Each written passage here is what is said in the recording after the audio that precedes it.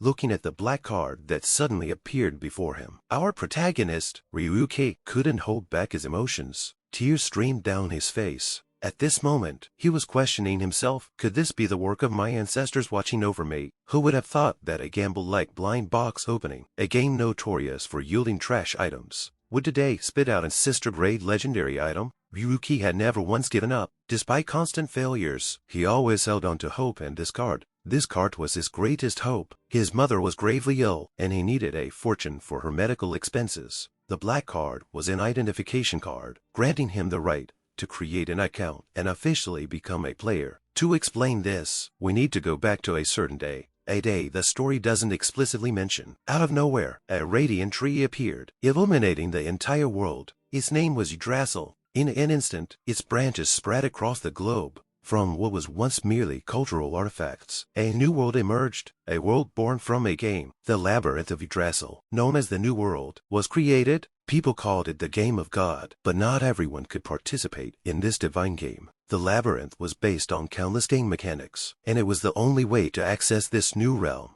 Now, Ryuki's chance had arrived. At this precise moment, he was granted the right to create an account. With this, Ryuki could customize a game avatar. The avatar, devoid of flesh and blood, could not exist in the real world, but it was the sole path to true wealth. Items once thought to exist only in myths, surpassing the bounds of the real world, had now become tangible in this new era. Humanity was gradually becoming entirely dependent on Yggdrasil. Players were now the driving force behind the economy. In this era, they had risen as the new pillars of society. This privilege was reserved for only a select few. Everything began in a scene deep within a mine. While workers toil away, a loudspeaker mounted above suddenly blared. "Work hours are over. Everyone get out now. Why are you still standing around? Leave the materials behind and scram. Don't even think about stealing any. If you dare, prepare to be buried alive." The threatening voice of a man echoed throughout the mine. On the other side, our protagonist, Ryuki, didn't want to waste any more time in this labor-exploiting hellhole. Without hesitation, he quickly removed his protective gear. At the same time, an old man suddenly appeared and threw an arm around Ryuki's shoulder, acting as if they were longtime friends. "Hey, 7071, you did great today. It's been ages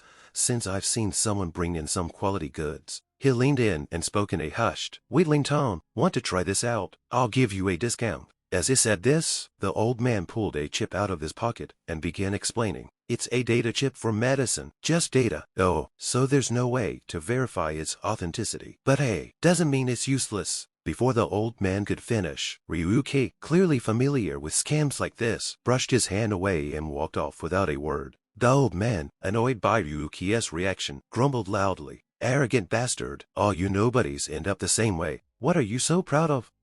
You're no exception." Ignoring the man's bitter complaints, Ryuki left the mine and headed somewhere, seemingly with a plan in mind. In the heart of the city, from a distance, one could see the tallest structure, glowing brilliantly. Surrounding it were skyscrapers that reached the heavens. The city was an ironic mix of extremes. The rich lived in unimaginable luxury, while the poor sank to equally unimaginable depths behind the dazzling, glamorous lights of the wealthy district. Lay rows of run-down slums, a stark reminder of the city's harsh reality. Passing through these dilapidated streets, Ryuki arrived at a slightly cleaner, more orderly shop. This was the Blind Box Store, a place where the poor clung to the hope of changing their lives. Gently pushing the door open, Ryuki stepped inside, immediately greeted by a cacophony of curses and complaints. "This is insane. How could this even happen? Give me my points back. Just one more spin. Please, let me borrow some money to spin one more time," someone begged desperately. "In your dreams," a harsh voice replied. "Pay off your interest first. Damn it, this machine's broken. Why is it spitting out nothing but junk?" Countless voices of frustration and blame echoed throughout the store. Ignoring the chaos around him, Ryuki found himself a seat and sat it down quietly. In this world, there existed a machine capable of drawing in all kinds of people. The blind box machine.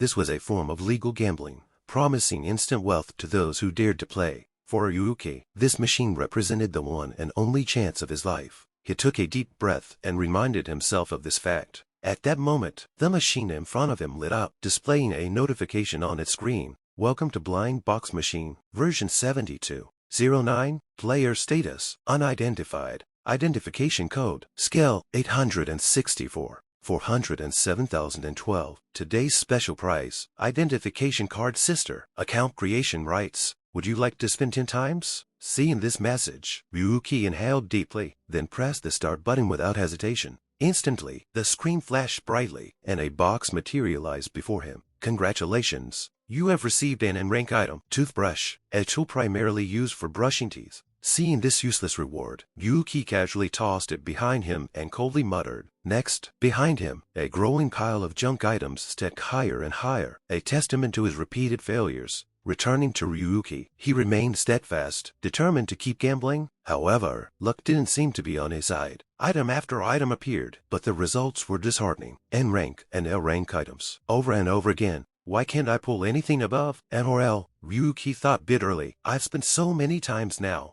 I can't even count anymore. Please, just this once. Ryuki prayed silently, his thoughts drifting to the image of his mother, still lying in the hospital, and as if the machine had heard his desperate prayer. Suddenly, the screen burst into a dazzling rainbow-colored light. Ryuki frowned in disbelief. No way, sister, he exclaimed excitedly, but his eyes widened even further as he stared at the screen. Wait a second. Could it be? No, it can't be. Right before Ryuki's eyes was a rainbow gift box. Even someone blind or utterly clueless could tell. This was no ordinary item. From within the box, a black card slowly emerged and fell into Ryuki's hands. The moment his eyes landed on it, his entire body began to tremble uncontrollably. I never thought I had ever hold something like this in my hands. A miracle I didn't even dare dream of. But I never gave up. This card. This is my greatest hope. Gripping the cold, solid black card, Ryuki finally confirmed he wasn't dreaming. Overcome with joy, he leaped to his feet, toppling his chair over as it dashed out of the shop at full speed. I can finally become a player. I can create an account.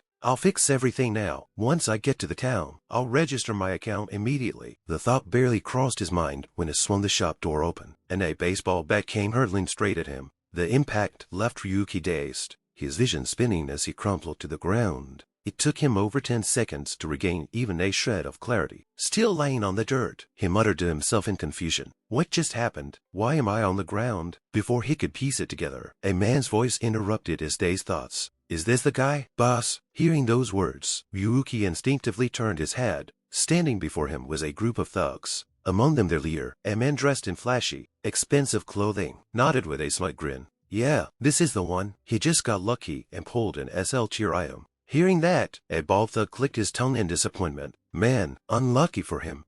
Pulling off a miracle only to run into us. With that, the bald thug wasted no time rummaging through Ryuki's pockets. Pulling out the black card, he handed it to the leader. Here, it is the account creation card. It was really on him. The leader's eyes lit up as he took the card, holding it in disbelief. Incredible. I've only ever seen this thing online. I never thought I'd live to hold such a treasure in my own hands. So it's true. Someone actually pulled this from a blind box. Beneath them, Ryuki, still weak and battered, watched helplessly as his precious card was taken away. Summoning every ounce of strength he had, he feebly reached out and tugged at the leader's pant leg. Stop, that's mine, he croaked. The leader's cheerful expression instantly darkened, his face twisting into one of irritation. This fool doesn't know his place. Teach him a lesson, boys. His voice was cold and merciless. Right after that, the thug delivered a brutal knee to Ryuki's stomach, causing him to cough up blood and agony. But it didn't stop there. The thug raised his leg and stomped down hard on the back of Ryuki's neck, forcing a pained scream from him.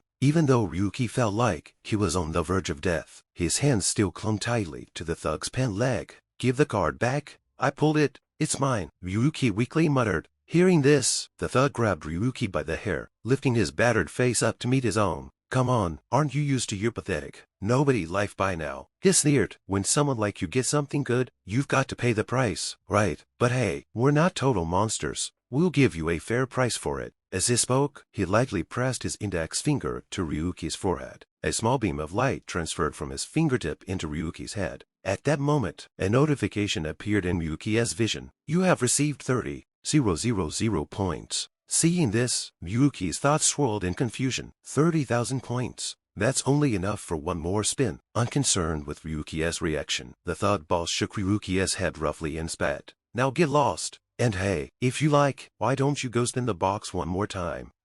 We're done here, right? You agreed, didn't you? So beat it, out of my sight. With that, he slammed Ryuki's face forcefully into the ground. Only then did Ryuki's grip on the thug's pant leg finally loosen. The thug sneered, visibly annoyed. Damn it, this guy's stubborn as hell, clingy piece of trash. As he spoke, the first drops of rain began to fall, as if the heavens themselves wept for Ryuki's misfortune. Boss, it's raining, one of the underlings reminded. The heavens are on my side too. The boss laughed smugly. Anyway, we got what we came for. Let's go grab something nice to eat. Hearing this, the group of lackeys erupted into cheers. Whoa, boss, you're treating us. After finishing their business, the group of thugs started to leave. But just as they began walking away, the bald thug suddenly stopped in his tracks. Boss, he said, his voice laced with disdain. I don't think that guy's learned his lesson yet. Following his gaze, the others turned to see Ryuki, his bruised and bloodied body struggling to rise. Despite the pain, Ryuki stood on shaky legs, causing a murmur of surprise among the group. Wow, he's completely beaten up, and yet he still managed to stand. Back to Ryuki, a robotic monotone voice echoed in his ears. Warning, survival indicators critically low. Please proceed to the nearest medical facility immediately. Warning, survival indicators critically low. But Ryuki ignored the warning entirely. Clenching his teeth, he began moving forward, his battered form staggering in the direction of the blind box door. The thug boss cracked his knuckles, his irritation now impossible to hide.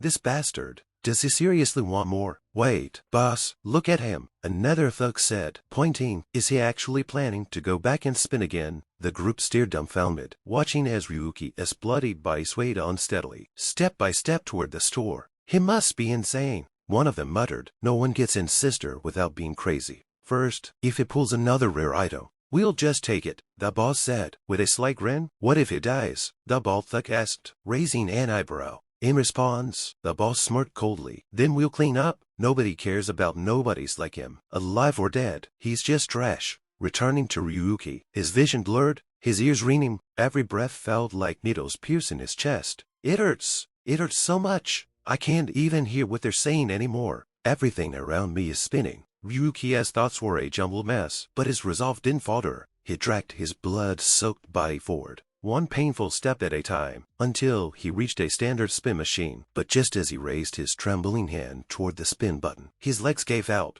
and he collapsed to the ground. Even then, he didn't give up. With every ounce of strength left in him, Ryuki shakily lifted his finger toward the spin button. One more, just one more time, please. But as his finger hovered over the button, his consciousness wavered. Is this it? Did I miss it? Damn it! This world is so cruel. Ryuki cursed silently, thinking he hadn't made it in time. From the direction of the Yggdrasil tree in the distance, a sudden beam of light shot out, striking Ryuki's battered body. In an instant, his form began to break apart, dissolving into glowing electronic cubes. Emergency. The host is in critical condition. Immediate treatment required. Forcing character system transfer. Please input your character's name. Switching back to Ryuki, he suddenly found himself standing before a raised platform. Looking down, he noticed something strange. His wrists were shackled in glowing handcuffs. Completely disoriented, his face betrayed his growing panic. What's happening? Why am I in cuffs? Before he could make sense of the situation, a cold, authoritative voice boomed from above.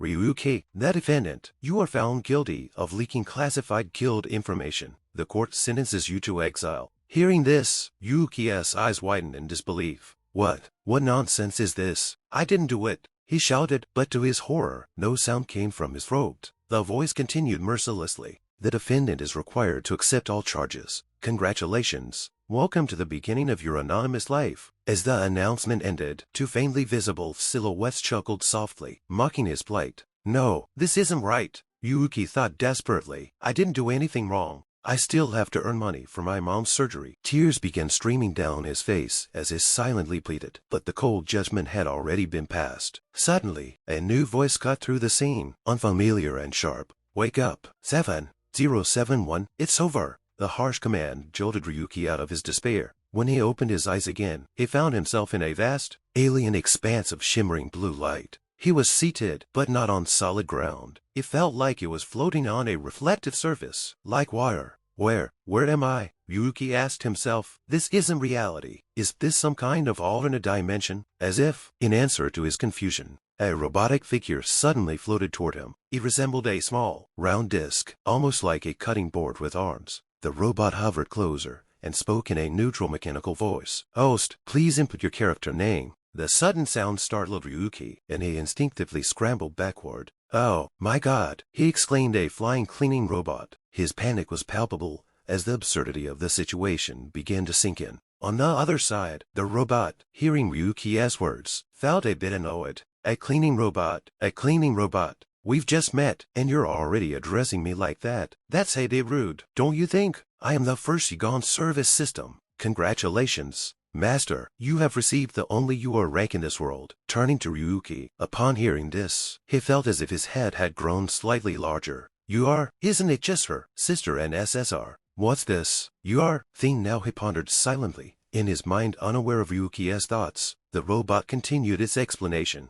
"This is the space between reality and G-Wrestle. Master, you must assign me a name to complete the transformation and establish a connection with the maze." Hearing this, Ryuki was puzzled and asked, "Transformation? Doesn't that require an avatar and a new account registration?" The robot shook its head slightly in response. "That's just the limitation of human technology. In Gon, things aren't as complicated. Your life is in danger, Master, so I had to intervene. I am currently working to connect you to Yggdrasil. That's why. Master, please quickly enter your character name." As the robot finished speaking, a screen appeared before Ryuki, prompting him to input his character name. At this moment, everything was happening so fast that Ryuki's mind was spinning. He couldn't make sense of it all. Is this a dream, or is it reality? He wondered to himself, but regardless, even if there was only a sliver of hope for success, he would seize it. Muttering to himself, Ryuki entered his own name. Upon hearing the protagonist speak his character name, Egon announced, "Configuration complete, transporting to the maze. Connection established. Welcome to the virtual world."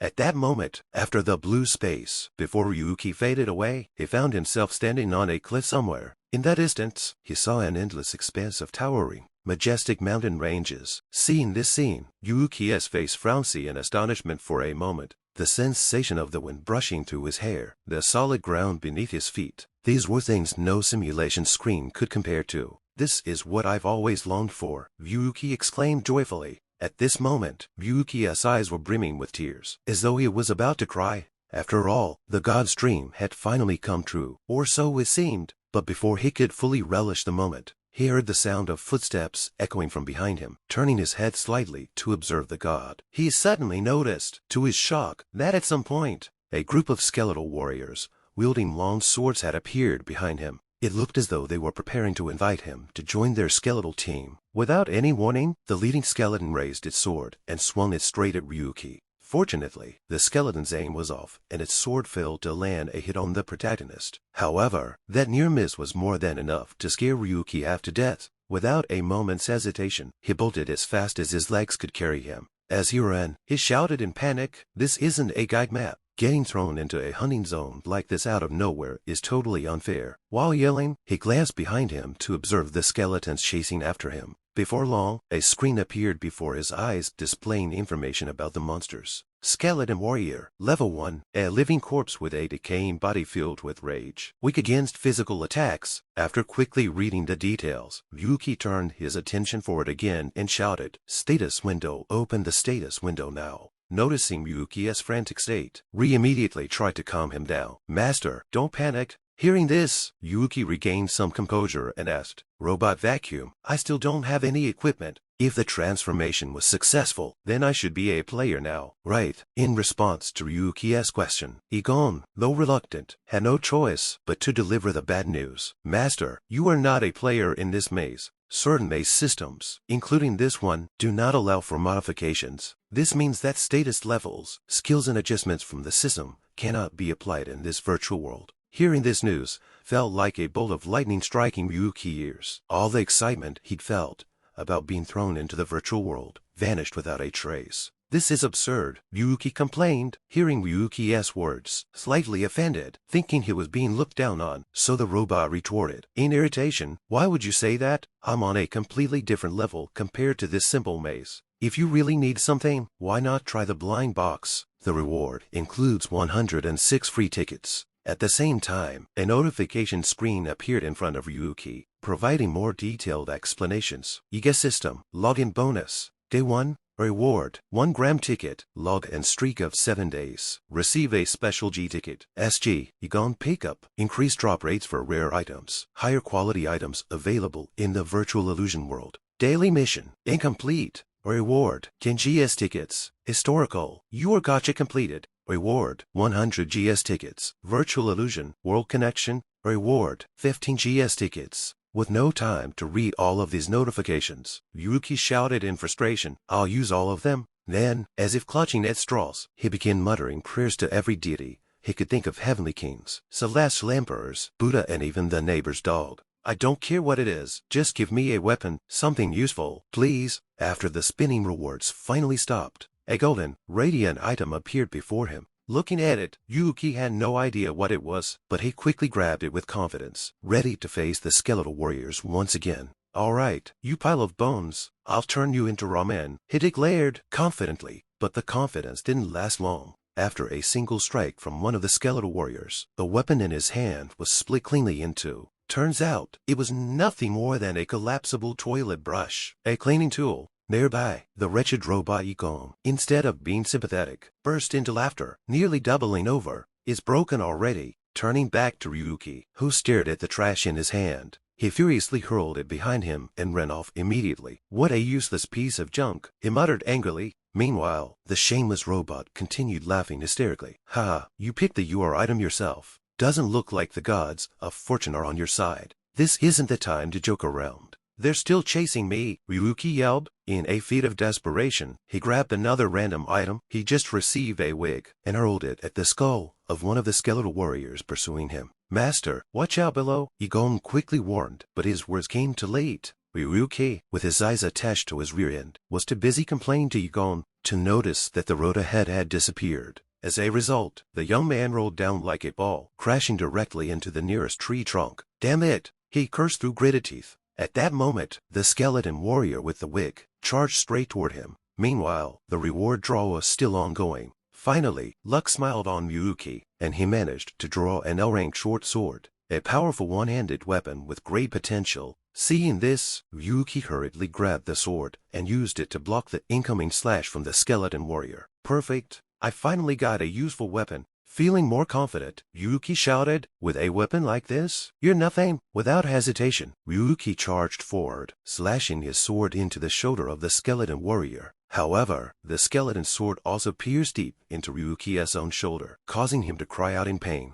"This isn't right. If I stab him twice, his health bar should have dropped by now," Ryuki thought to himself. It was as if Egon could read his mind, and the robot calmly explained the situation. "As I've mentioned before, Master, you cannot use the Maze's system. That applies to combat mechanics and life reduction as well." "Why didn't you say that earlier?" Ryuki roared, clutching his wound tightly to stop the bleeding. He looked at the relentless skeleton warrior charging at him, and a sense of despair began to creep into his heart. "I had a miraculous chance to enter this maze, and now I'm going to die in such a ridiculous way. This has to be a joke. I won't die here, not in a place like this." Determined, Ryuki swung his sword with all his might. For some inexplicable reason, this swing sent the skeleton warrior flying backward as if struck by an immense force. Startled by this unexpected turn of events, Ryuki turned to look behind him, where a golden box emitting a dazzling light nearly blinded him. Is that a skill? A blind box that grants skills, and this skill isn't even part of the virtual illusion world. He couldn't believe his eyes at this moment. 2 skill capsules appeared before Ryuki. One contained Block S, a skill that allowed him to block attacks.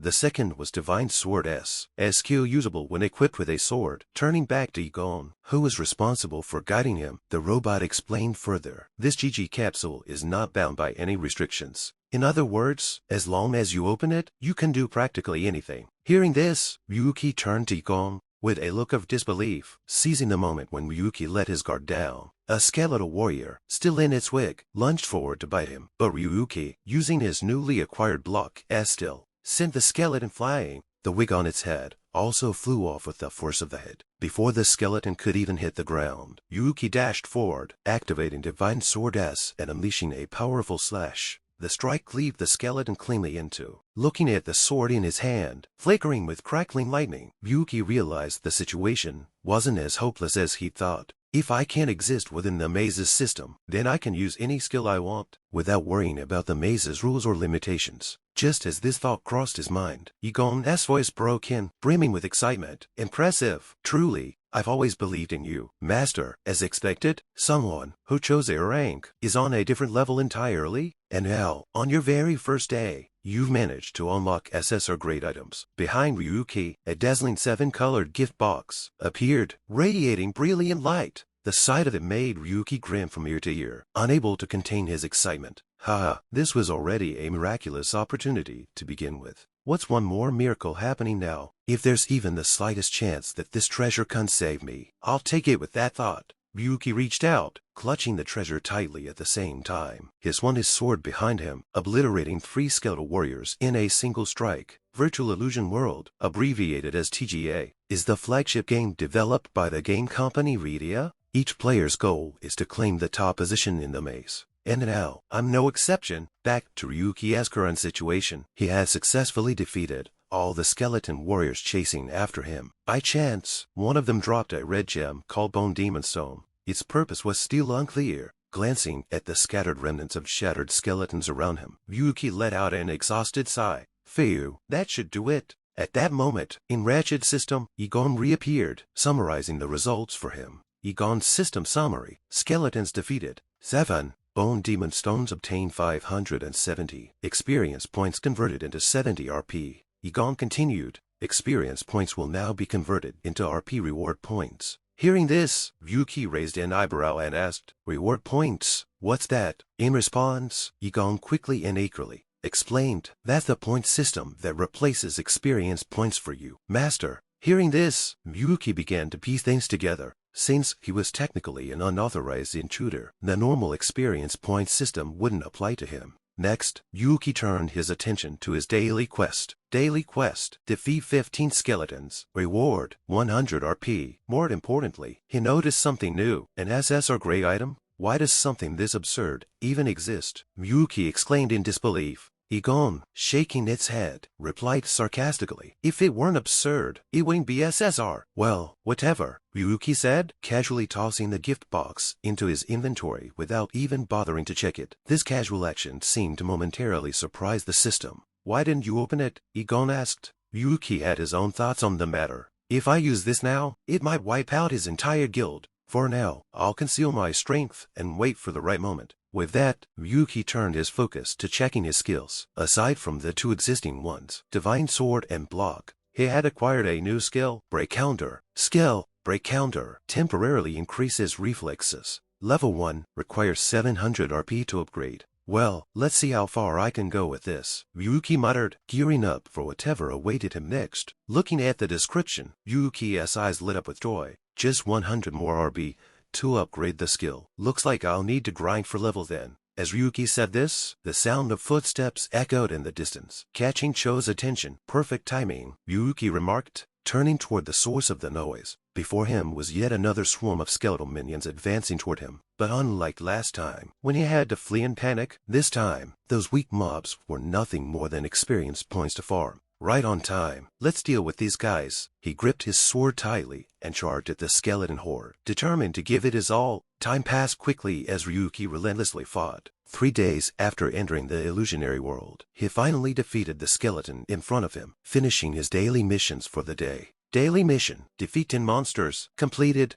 Reward: 1 gacha ticket. 11 pulls available. Item drops from monsters. 10 out of 10 completed. Reward: 1 gacha ticket. Complete all daily missions. March 3rd completed. Reward: 2 gacha tickets. Returning to Ryuki, he looked at his hard-earned progress and nodded in satisfaction. The time inside the maze flows 10 times faster than outside. So grinding for 7 hours gives me 500 RB. Not bad at all. Beside him, a cleaning robot clapped enthusiastically. 500 RB. In this guide phase alone, that's enough for 10 gacha pulls. Amazing. Now, then let's start the gacha spree. The red-black robot exclaimed excitedly. However, contrary to its expectations, Ryuki, who had played this luck-based game long enough, knew better. If I spin the gacha now, it's no different from throwing a steamed bun to a Egon with no return. Instead of wasting his precious resources, he turned his focus to upgrading his skills. Upgrade Divine Sword, upgrade Shield Block, he murmured, causing the robot next to him to start twitching as if having a seizure. Master, are you insane? Why would you waste such valuable RB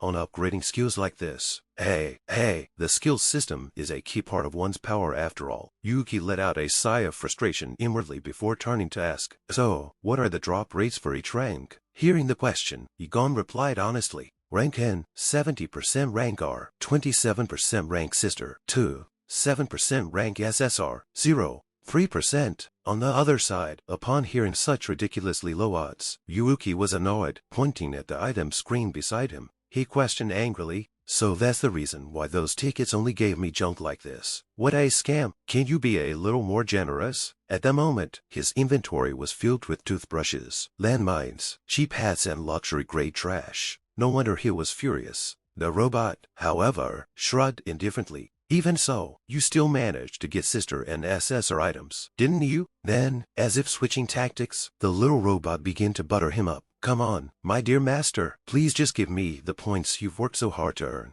I'd much rather have points than tickets. But Ryuki was determined not to spoil it. Shut up, vacuum cleaner. I can get rare items through reward tickets from missions. That's more than enough, he declared firmly, forcing Egon to temporarily stop trying to manipulate him. But master, how long do you plan to stay here? This is just the beginner's guide area, so the experience points from monsters are very low. Hearing this, Yuki paused for a moment, deep in thought, before shaking his head. Not exactly. I need weapons, and my skills are still lacking. With that, Yuki had made up his mind. I take pride in knowing this illusionary world better than any newbie. I'll make full use of all the information I've gathered. The starting forest is no exception. This is the beginner's hunting area. But once you leave, there's no coming back. It's a one-way zone, so I'll make the most of my time here and maximize my strength before moving on to the next area. Let's see how far my combat power can go. I can also get the guaranteed sister ticket from the login missions. Yuki muttered to himself. He quickly ventured deeper into the forest, ready to continue his grinding. System notice, Egon rewards. Day 7 login bonus, 1. Egon ticket for logging in continuously for a week, guaranteed as our reward. Returning to the protagonist, after defeating the skeleton soldier in front of him, Ryuki wiped the sweat off his forehead. Looks like my grinding pace is starting to slow down. Time to check my skills and equipment. As he spoke, he opened the Egon system to inspect his status. At this point, both his Divine Sword and Shield Block skills had reached level 3. Looking at their current levels, Ryuki realized the limitations of his growth in this area. It seems this place can only allow upgrades up to this point. If I stay here any longer, it'll be a waste of time. Guess it's time to move to a different area. Beside him, the ever-persistent vacuum robot, Egon, refused to give up and once again started trying to convince him. Ryuki, it's time to open the mystery box. Use the weekly login ticket to spin the gacha. While saying this, the robot even rubbed its metallic body against Ryuki's cheek in an attempt to persuade him. Left with no choice, Ryuki relented. Fine, anyway, it's all up to luck, right? A guaranteed sister shouldn't turn out to be garbage. I hope he thought to himself, as he pressed the gacha button. A golden box emitting a dazzling light appeared in front of him. As Ryuki stared at the item that emerged from the box, his face showed a mix of sweat and disbelief. It's just a gacha pull. What's the big deal? But his tone betrayed his nervousness as he inspected the item. It was a sword gun with a black and red color scheme. Rank R. Type sword gun. Description: a weapon that combines both a sword and a gun. Usable in either mode. Holding the newly acquired weapon in his hands, Ryuki felt a mix of excitement and unease. Weapon capable of destroying everything. If others find out about this, it could lead to big trouble. Saying that, Ryuki casually swung his sword toward a tree in front of him with just a light, effortless motion. He cleanly sliced the tree trunk in two. Seeing its sharpness, even Ryuki himself felt uneasy. With this level of power, it's way too strong. It's like a short sword. I can definitely handle this. As that thought crossed his mind, a sudden worry crept in. What if I die here? Since my character has already been transferred, I shouldn't die in real life, right? Responding to his question, Egon calmly reassured him. Even if you die, master, you will be resurrected.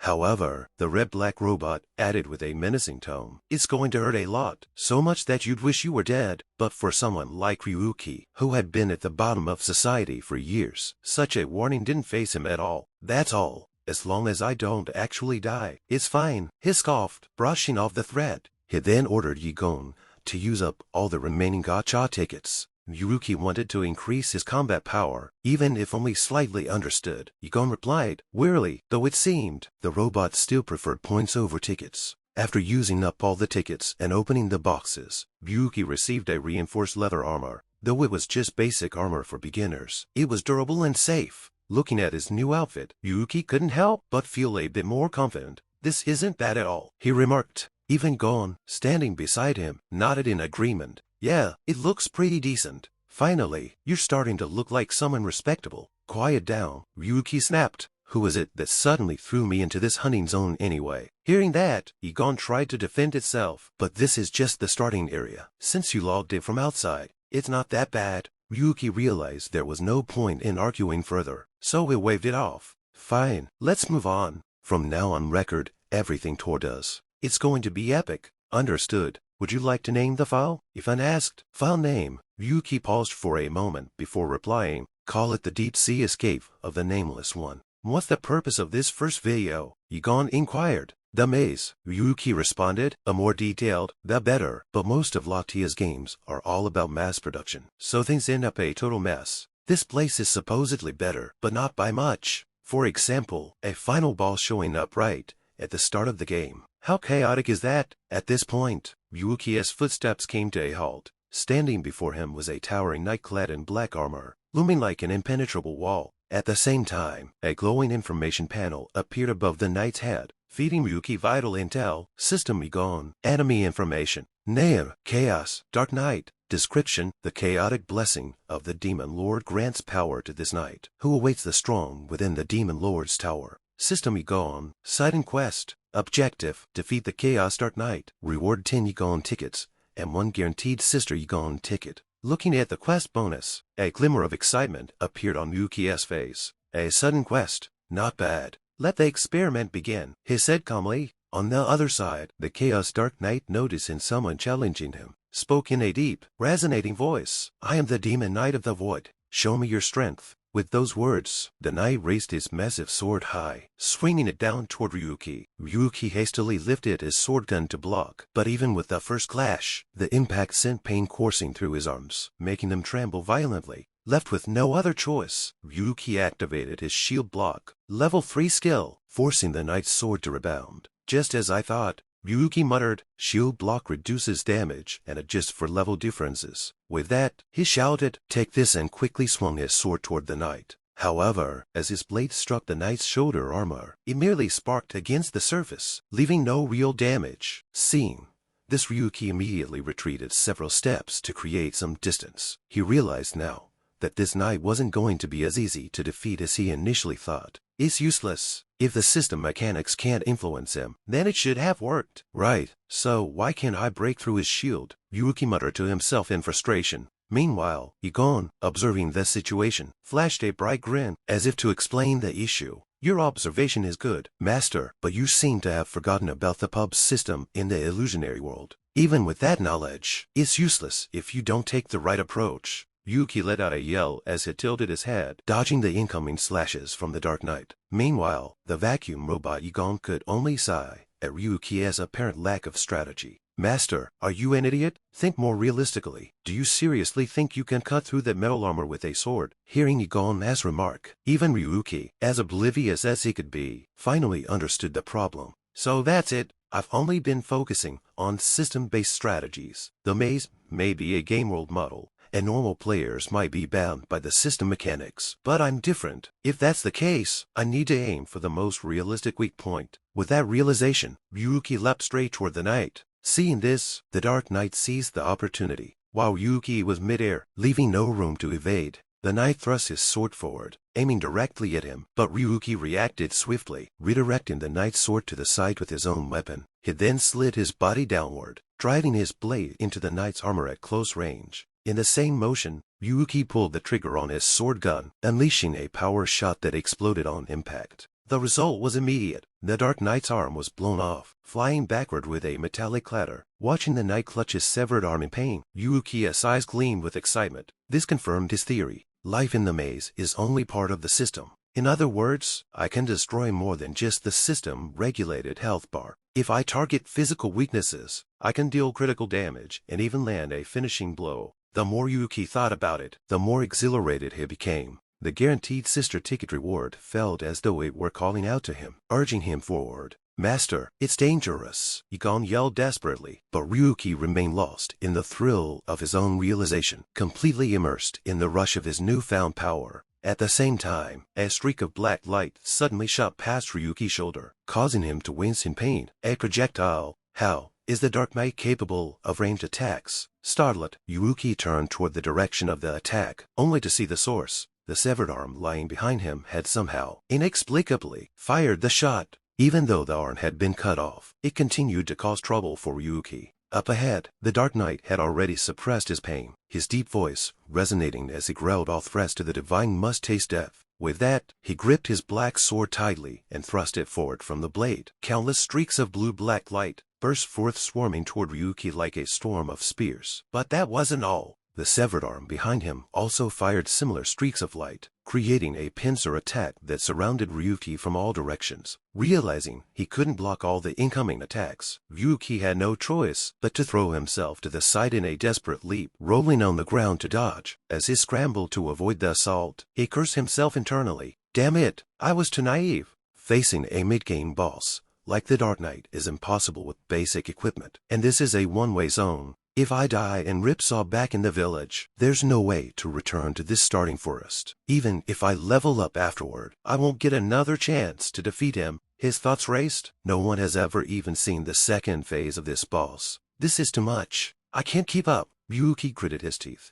as the black and blue lights rained down on him like a torrential storm. He could barely defend himself, let alone count how many attacks were coming his way. Then, it happened. Unable to react in time, one of the streaks of light pierced through his side, causing him to stumble backward. Let's hope it didn't hit a kidney, Ryuki thought grimly. If it did, although my mom a big apology, the impact from the attack forced his body to skid backward. Taking advantage of this moment, the remaining streaks of light closed in on him. Ryuki's eyes rolled back, his consciousness fading as his body went limp. The situation was dire. Ryuki's life hung by a thread, and in that hazy moment, fragments of memories began to surface in his mind. As if his subconscious were clinging to something important, the scene transitions to an office. At this moment, Ryuki is a strategic analyst for the Ninja Guild. Out of nowhere, Ryuki slams the table and shouts, "I can't accept this! How could my battle plan be rejected again? What's the problem this time?" Across from him, a man in a suit, casually flipping through a report, responds, "This is the strategy you submitted, but hasn't Green Fan already secured that area?" Hearing this, Ryuki quickly explains, "But this is a much better tactic. We need to act first before they gain the upper hand." At that, the man looks visibly annoyed, tossing Ryuki's plan back at him. "Ryuki, whether it's the players or the rankings, this is just a standard strategy. You've already been promoted to a higher level. There's no need to reassess it, and that's the opinion of Guild SAs. Langful, you don't want to go against them, do you?" The man smirks. In the end, the protagonist reluctantly picks up his plan and heads back to his workspace. Sitting down in his chair, he slams the table again in frustration. "Damn it, no reassessment. Are you kidding me? It's always Langful." The more Ryuki thinks about it, the angrier he gets. But then, as he recalls his mother still lying in the hospital, he forces himself to calm down. "Wait, stay focused. I need to concentrate on getting the surgery costs for Mom. If I can refine the instructions and highlight the advantages, maybe they'll finally see a value in my plan." With that thought, Ryuki opens the system, working through a few simulation screens. However, at that very moment, a voice suddenly speaks near his ear. Ryuki is startled. The protagonist nearly falls backward in his chair. Seeing his reaction, the person with white hair awkwardly says, "I'm sorry you look tired, so I brought you some coffee." The white-haired girl is Cynthia, a researcher from the Linza Guild. Seeing her, Ryuki softens his expression and reaches out to take the cup of coffee. "Thank you, let me hold it for you." Cynthia, back to Cynthia. She wore a worried expression and said, "This strategy has been rejected so many times, hasn't it? I'm worried because you've been so dedicated to it recently. If you don't mind, let me help you." As she spoke, she leaned her face closer to Ryuki, causing the young man's cheeks to flush red.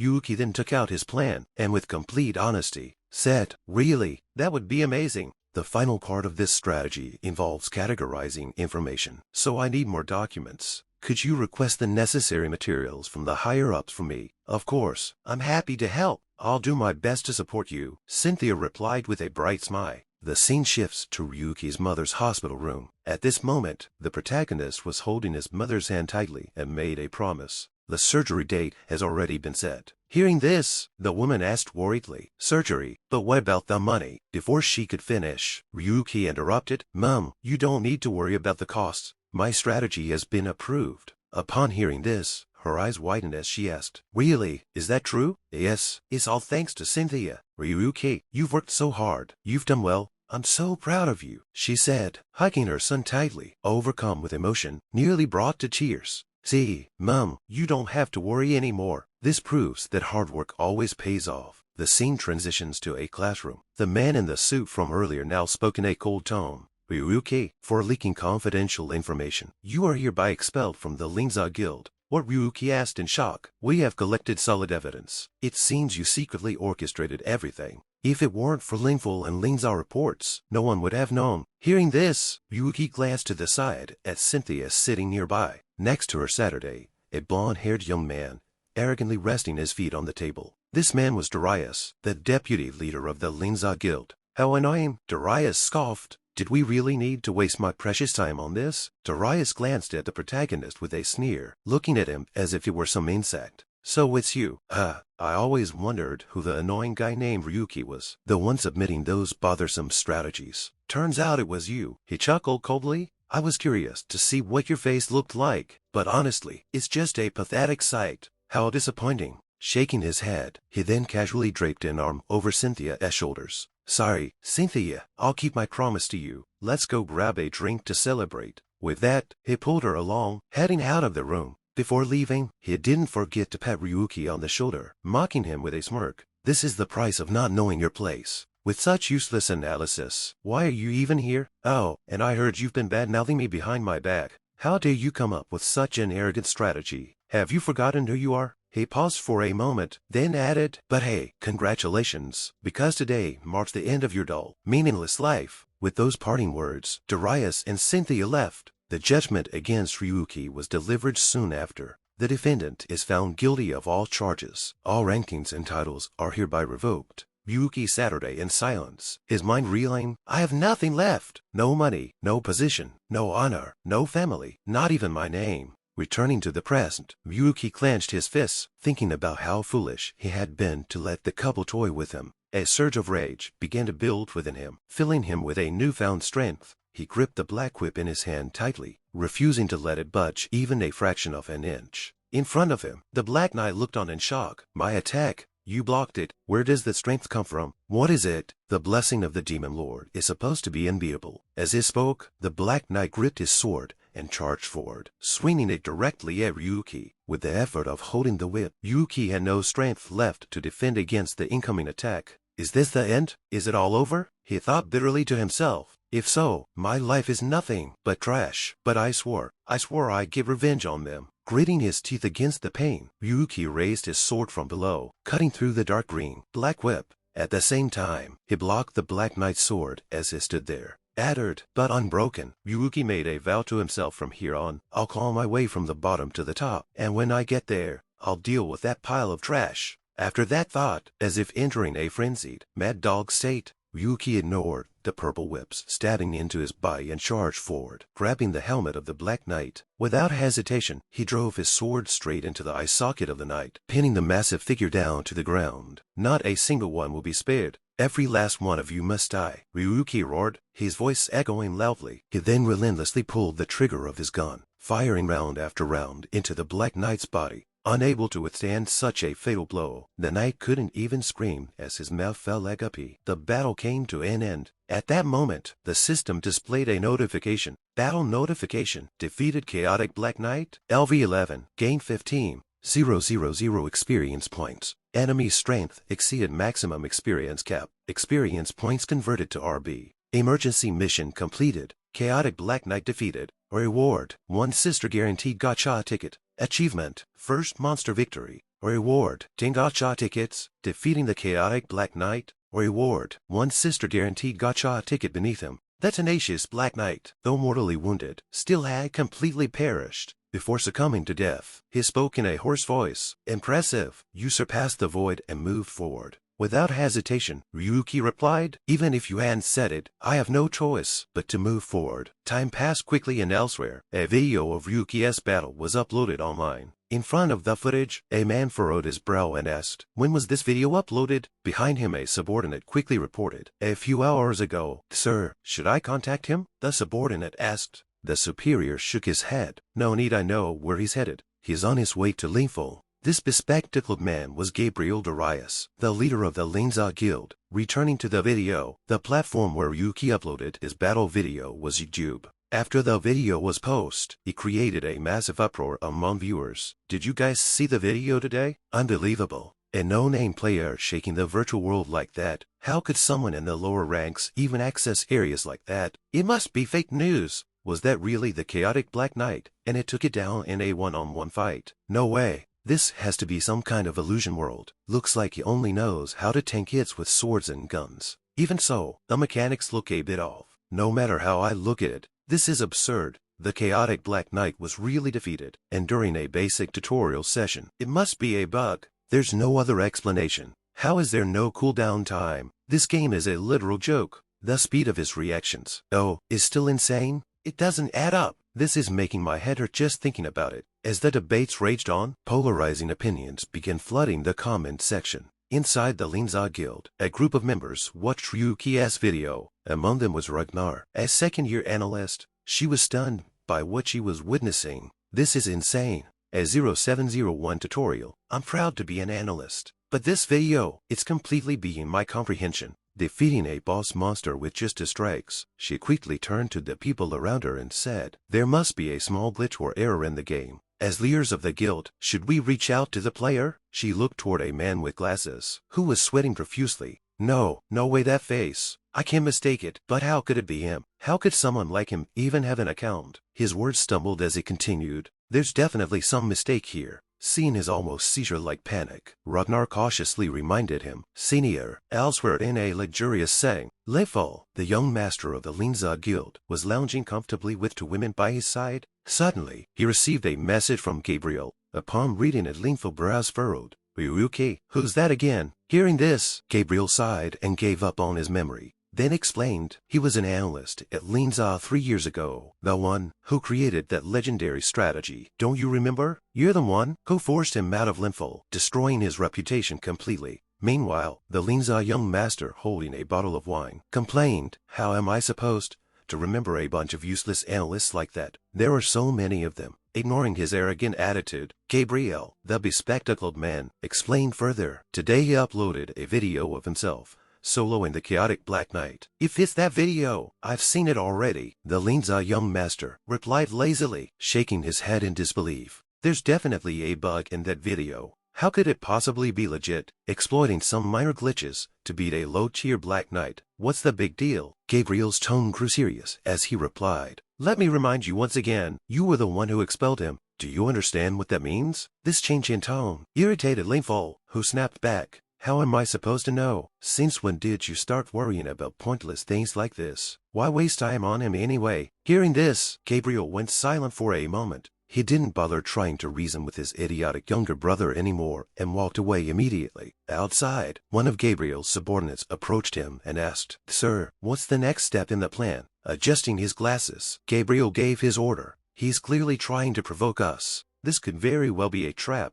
We need to act cautiously. From now on, monitor his every move closely. We need to understand his actions since his expulsion. Understood. The subordinate nodded. Gabriel then left the building without hesitation, reminding himself as he walked, no need to act rashly. Gather as much information as possible before making any decisions. But that foolish younger brother of mine, I worry he'll act recklessly. He glanced back at the building, where Linfo was still indulging in his hedonistic lifestyle. Returning to Ryuki, after some time resting, his body finally began to recover. Recovery rate at 87%. You can move now, Igon's voice announced. Hearing this, Ryuki let out a sigh of relief. I thought I was going to die from the pain, he muttered. Next to him, the robotic vacuum Igon added, your muscles and internal organs suffered severe tears and injuries. The pain you're enduring feels identical to real life. I'm genuinely concerned about your mental state. Despite the cold sweat from the unbearable pain, Ryuki responded calmly. I'm used to pain like this. I'll probably have to go through it 100 more times anyway. He paused for a moment, his eyes taking in the magnificent scenery before him, and remarked, this is where we'll begin. Time to say goodbye to the tutorial zone. Right. He then shifted his gaze to the tallest tower in the distance. Lost in thought, the game world was structured around a central feature, the Demon Heaven Tower. However, he knew they couldn't head there directly. First, I'll have to conquer several dungeons around here to prove my strength, he thought. Turning back to Egon, many might wonder why Ryuki uploaded that video, seemingly flaunting his power. Egon was among those curious. I was shocked by your decision to upload the footage so quickly. Are you inviting your enemies to come after you? Hearing this, Ryuki smirked. He wasn't reckless enough to take such actions without a plan. I thought it through before doing it. I know it's risky, but trust me, they won't act based on something this small. Right now, they probably think it's just a bug. After all, every game has glitches. Egon wasn't entirely convinced, but before he could voice his doubts, Egon grumbled annoyed, comparing their system to minor bugs. Utter stupidity. Ignoring Egon as complaints, Ryuki continued, even if they decide to take action, they'll have to gather information first. I've made such a dramatic entrance, and my feud with the ninja guild is well known. They'll surely suspect this might be a trap. Unlike Lin Fan, the leader of Lin Za is an incredibly cautious person, Ryuki remarked, his thoughts drifting to the bespectacled man, back to Egon, as if it had already deduced Ryuki's intentions. It spoke up to confirm, so, your strategy is to upload the video and create controversy first. Exactly, Ryuki affirmed. Besides, increasing public visibility isn't a bad thing. The more attention I attract, the more I limit their ability to act against me. If what you say about their system's transfer capabilities is true, then I can hide my real body inside the labyrinth. Right, Egon nodded approvingly. Utilizing her S features in this way is a very clever move. Hearing this, Ryuki felt reassured about his plan. I've got something that can bring Mean Fun Darius down. Now, all I need is to lure him out. Once I become a thorn in his side, he'll be forced to act. I'll keep provoking him, and the moment Lean Fun shows up, I'll make sure he disappears for good.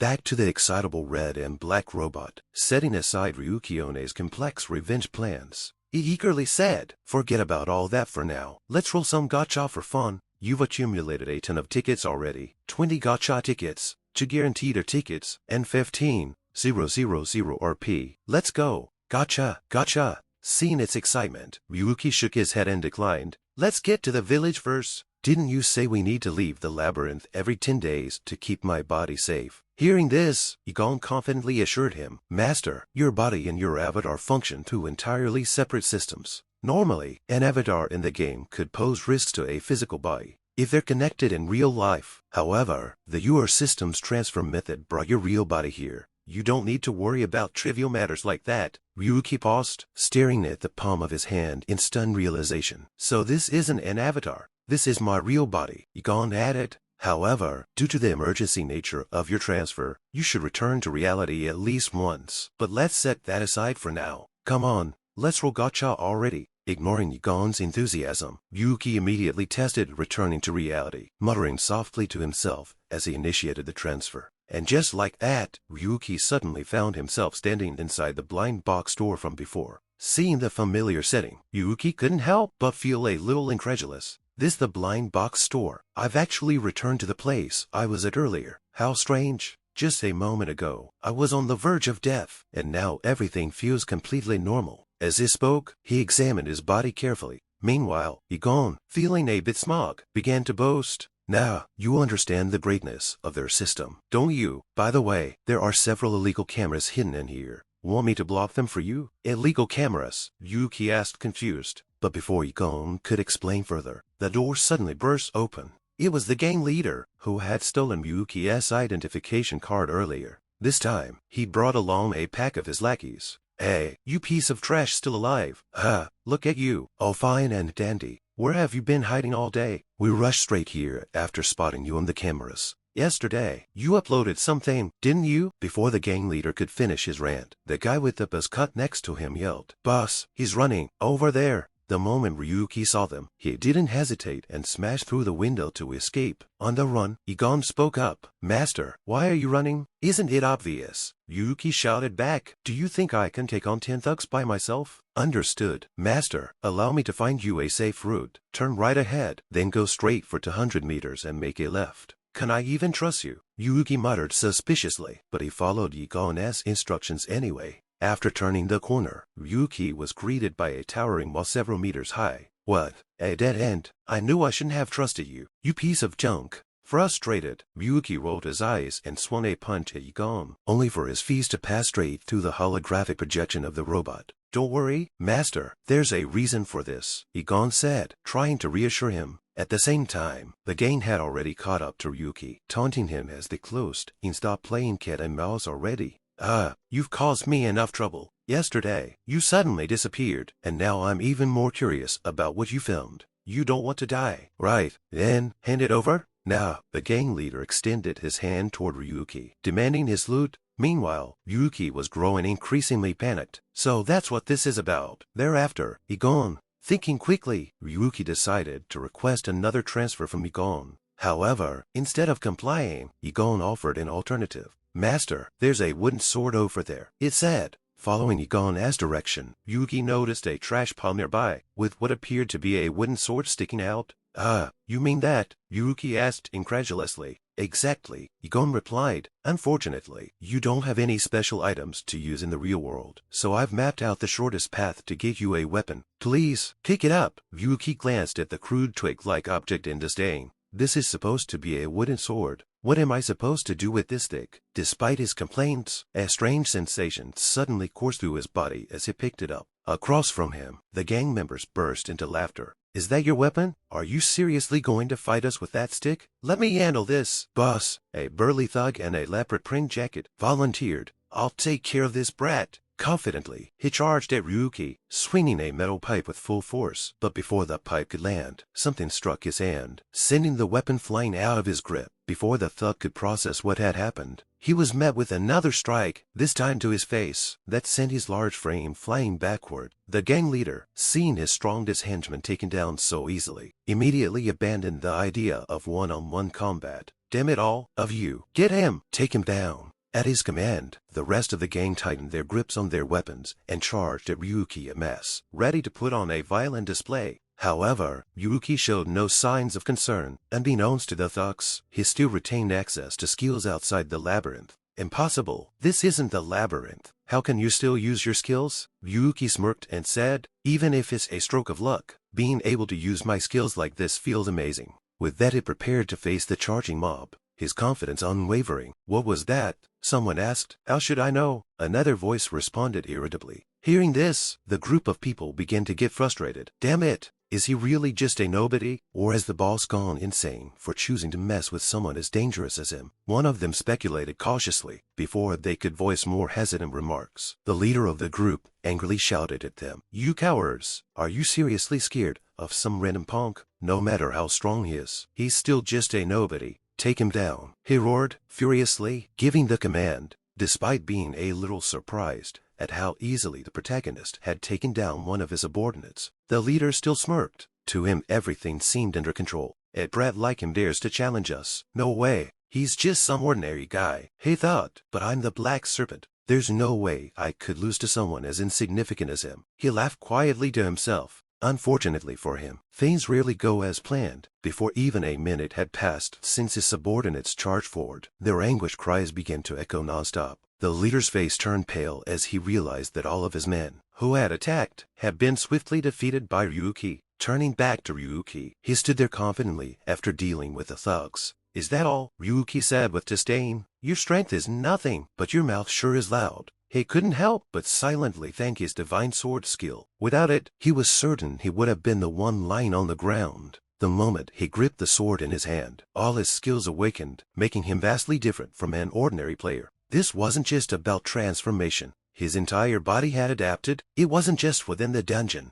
He realized that his real-world strength mirrored his in-game abilities. Thinking about this, a strong sense of confidence surged within Ryuki. He took a step forward, confronting the defeated thugs. "Oh, by the way," he said mockingly, "I almost forgot. You guys stole my account yesterday, didn't you? And let's not forget those who dared to beat me up." Up ahead, it seemed like the gang members had realized Ryuki wouldn't show them any mercy. Out of desperation, they charged at him again, yelling furiously, "Die, you bastard!" Two of the Baileyist members grabbed baseball bats and lunged at him, attempting to spill his blood, but the result was as predictable as ever. After a few crisp and decisive sounds, Ryuki struck their wrists and ankles with pinpoint precision, targeting their weak points. The blows left them incapacitated, unable to move or even hold their weapons. Seeing this, Ryuki turned his gaze toward the gang leader, the one who had nearly sent him to his grave the previous day. "So, you must be the boss."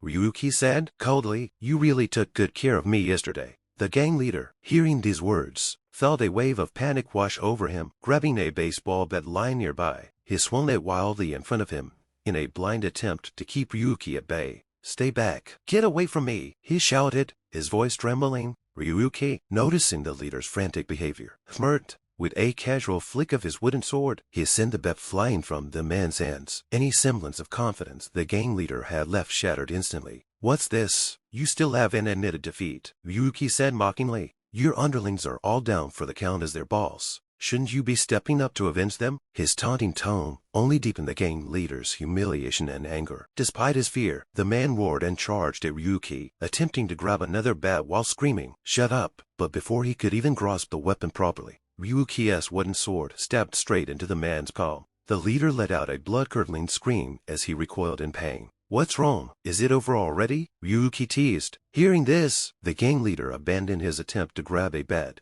and instead lunged at Ryuki with his fist clenched, shouting furiously, "I'm Ruga of the Black Gang." Before Ruga could finish introducing himself, Ryuki struck him squarely in the face with his wooden sword. The impact was so forceful that Ruga flew backward, tumbling like a broken sack of rice. Looking at the guy named Ruga lying lifeless on the ground like a dead dog, the protagonist couldn't help but feel a sense of pride. "Interesting power you have there," he thought. "So this is how you felt when you beat me up. That battered face suits you well. You took away the only hope I had in my most desperate moment, so it's only fair I do the same to you." Hearing Ryuki's words, Ruga's entire body began trembling with fear, yet he gritted his teeth and responded, "A no-name like you dares to pick a fight with a bronze-ranked fighter. You think you'll get away with this?" He tried to threaten weakly, but our protagonist wasn't the least bit concerned. "It doesn't matter. I only need to make sure you can't open your filthy mouth again." With that, he gathered strength in both arms and swung his sword straight toward Ruga's mouth. Time passed quickly. After dealing with the thugs, the protagonist returned to his hideout. While resting, his vacuum robot Dagon expressed some curiosity about his actions. "Master, why didn't you just finish them off? They'll likely come back for revenge." Hearing this, Ryuki shook his head and explained, "It'd be easy to take them out for good, but doing that would put me on the same level as those scumbags. I've already made them taste the gap in our strength.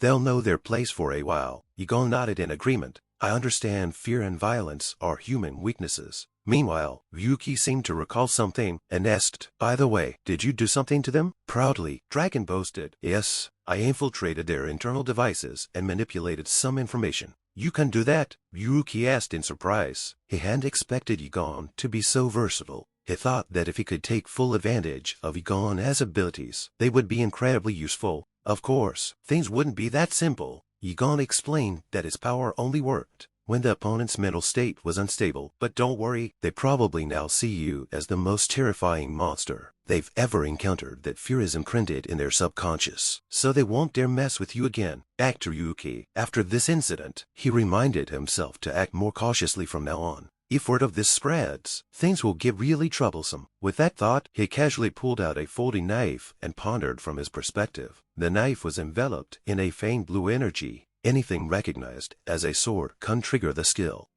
Swordsmanship seems to have become instinctive to me now. This is amazing, though carrying a long weapon around isn't exactly convenient. He cheerfully spoke before recalling something and turning to ask, "System? Oh, right, there's something I've always wondered about." Before he could finish his question, Dagon had already guessed what his master was about to ask and responded, "Master, you are an entity that exists outside of G-Wrestle. Even though this is your real body, time spent inside the labyrinth won't cause any aging. over is a highly comprehensive system. Hearing this, Ryuki felt relieved. Just as I thought. Well then, shall we get going? Time quickly passed, and the scene shifted to a roadside cafe somewhere. By now, Yuki had changed into a neat outfit and was meeting Ruga, the leader of the thug group. Seeing his now fully recovered face, Yuki toyed with the knife in his hand and remarked, "Modern technology sure is something. It's only been a few hours, and you've recovered so quickly." Across from him, Ruga quickly responded, yes, that's right," in an extremely civil manner, outwardly polite. He inwardly cursed Ryuki, thinking, "That bastard, he got me into this mess, yet he still has the nerve to call me here." However, he dared not voice his complaints. Unaware of this, Yuki continued, "I am guessing your medical expenses were paid using the money from my bank card, right?" Hearing this, sensing Ryuki's growing irritation, Yoga quickly raised his hands in a placating gesture. "I'll pay you back. Just give me a bit more time." "Shut up. You're lucky. I've changed my mind," Ryuki snapped, pressing the knife against Ruga's forehead, drawing a thin line of blood. At that moment, Ruga felt death's icy grip closing in on him. "Why, yes, I understand," Ruga stammered in fear back to Ryuki. Sensing that he had intimidated the thug enough, he decided to let him off for now. After all, he still needed him for a few things. "All right, lead the way." "Why, yes, this way, please," Ruga said, quickly, stepping ahead to guide him. The scene then shifted to a rundown residential area. This was the entertainment district. Inside a narrow alleyway, a man kept scratching his neck repeatedly, muttering incomprehensibly. He appeared to be wandering around aimlessly. Seeing this, Ruga, who had just arrived, found the man's behavior annoying. Without hesitation, he lashed out, kicking the man squarely in the face and yelling, "Hey, you, get out of the way!" Beside him, Yuki didn't pay much attention to Ruga's actions, but instead focused on the building in front of him, which had the name Satenko written on it. "Is this the place?" he asked. "Yes, that's right," Ruga replied with a grin. "Most illegal transactions take place here. So this is where you sold the rights to my account?" Ryuki asked, as he quickly pushed the door open and stepped inside. Hearing the question, Ruga stammered, unable to form a coherent response. Meanwhile, inside the building, a young man noticed the new customer and greeted him. "Oh, a customer, welcome." He turned his head slightly as he spoke. Hearing the voice, Ryuki frowned and asked, "Is this the owner of the shop?" "Yes, that's right. I'm Suzuki, the owner of Satenko. Are you here looking for something?" A young man dressed in luxurious traditional attire replied. Meanwhile, Dragon, upon seeing Suzuki, immediately sensed something unusual and informed Yuki, "Master, this isn't a human body. I'm analyzing basic information now." Hearing this, Yuki shared his own thoughts. I think there's something off about his voice. Wasn't full body scans prohibited? At the front, Suzuki complimented him. "Oh, quite an expensive model you've got there, but you have a sharp eye. Dealing with the black market is far more interesting than sticking to the law, isn't it? So what kind of deal are you bringing me today? That thing behind your back?" Perhaps, ignoring the question, Yuki instead asked, "What happened to the rights to create my account?" Hearing the mention of account rights, Suzuki noticed Ruga's pale face and quickly understood the situation.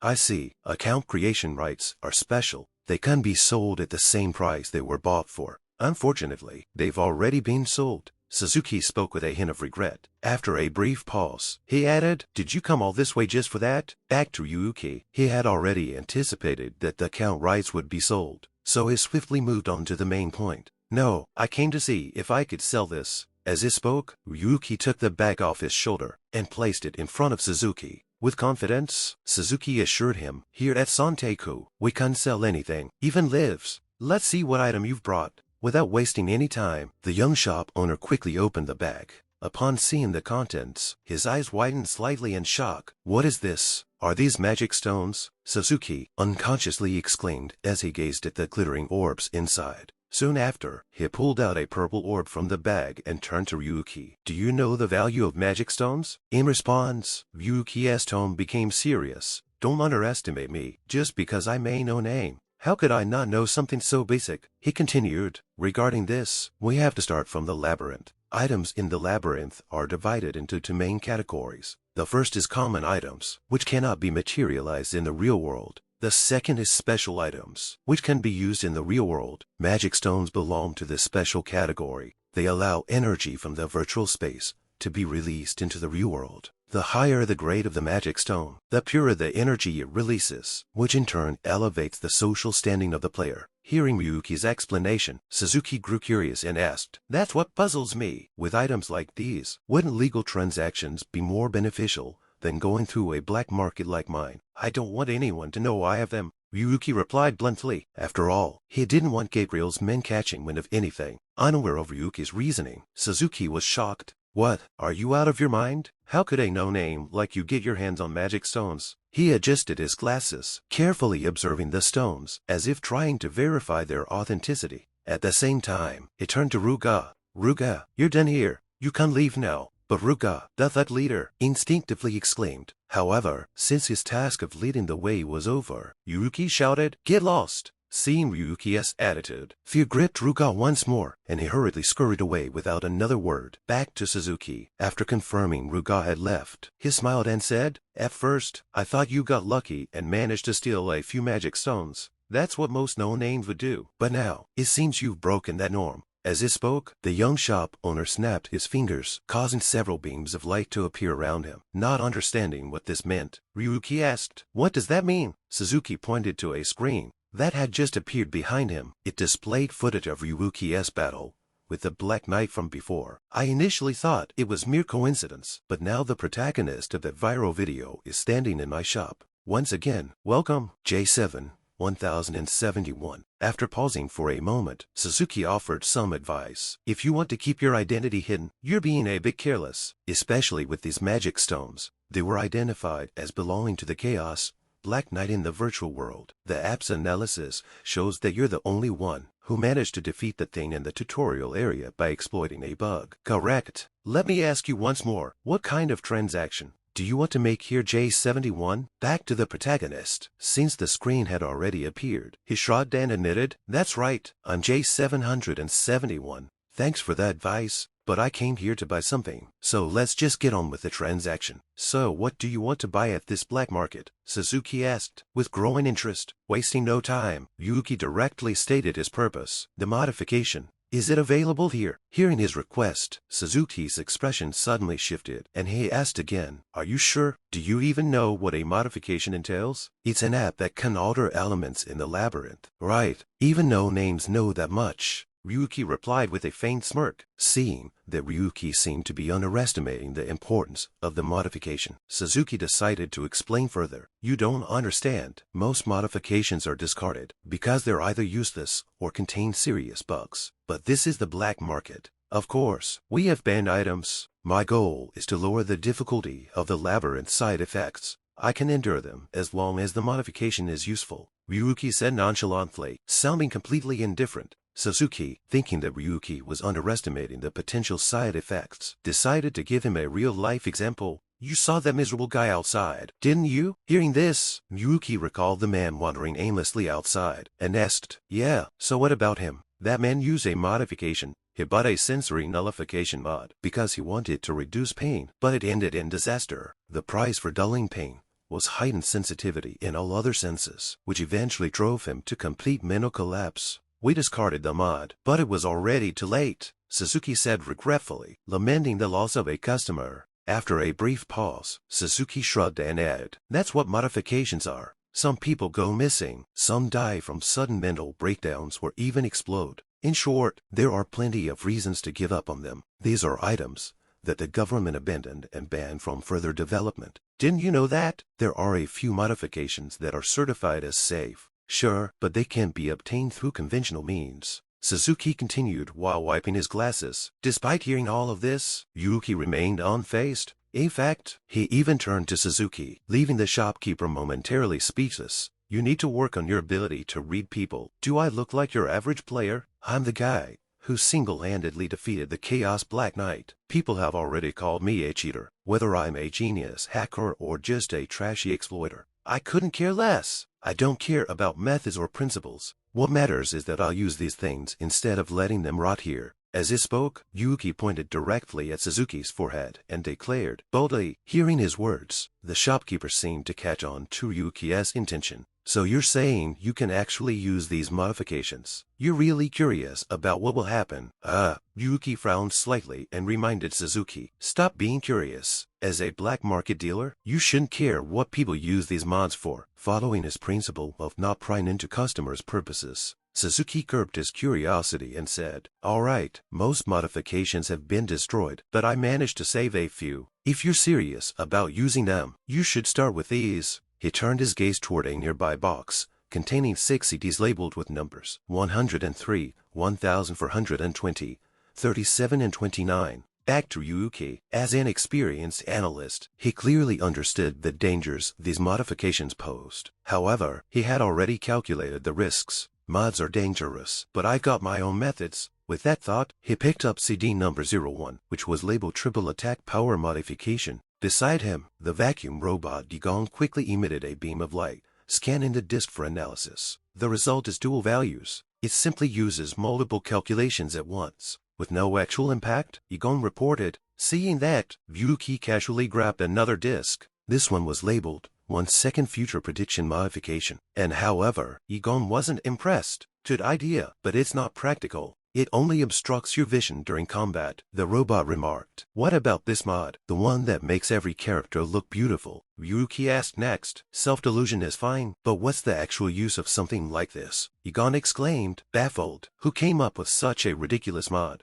And how about the mod that boosts power by 2 times? Ryuki asked, intrigued. However, the result from Digong wasn't much better. It would just put more strain on your brain and body. Besides, these kinds of multipliers are trash. They're all junk mods. Digong then mentioned another mod, the one that increased sensitivity by 3,000 times. Pain sensitivity will be the most affected, he added, shaking his head. Back to Ryuki. After glancing around and seeing that none of the mods seemed useful, he gritted his teeth. All junk. I didn't expect much, but I didn't think they'd be this useless. What a waste. With no other option, he picked up the final disc and asked, what about this one? It was labeled Probability Manipulation Modification. Hearing this, Digong quickly emitted another beam of light to begin analyzing it. For some reason, Digong suddenly started praising the disc excessively. Whoever created this is a genius. It manipulates the probability of events to favor the player, increasing beneficial probabilities by 0.3% to 0.5%. Moreover, since the master isn't affected by the avatar's limitations, the probability increase can range from 0.5% to 1%. Hearing this, Ryuki finally understood why Digong was so excited. A seemingly small difference of 0.5% to 1% was difficult to detect, but if it affected blind boxes as well. With that thought in mind, Ryuki decided to take the item and turn to Suzuki. I've made my choice. I'll take this one and these to 3 in total. Beside him, upon seeing Ryuki choose the probability boosting disc, Digong's mechanical eyes widened and it remarked, in disbelief, you chose it to increase the probability of blind boxes. I can't believe you're ignoring the randomness of gacha and banging everything on hope and faith and probability. Ignoring Digong's remark, Suzuki observed the modifications Ryuki had chosen and couldn't help but admire his selections. You're not just talk. You managed to pick the gems out of this pile of junk. Junk? Ryuki asked with a slightly annoyed tone, thinking that Suzuki might have been trying to deceive him. Realizing this, Suzuki quickly tried to explain.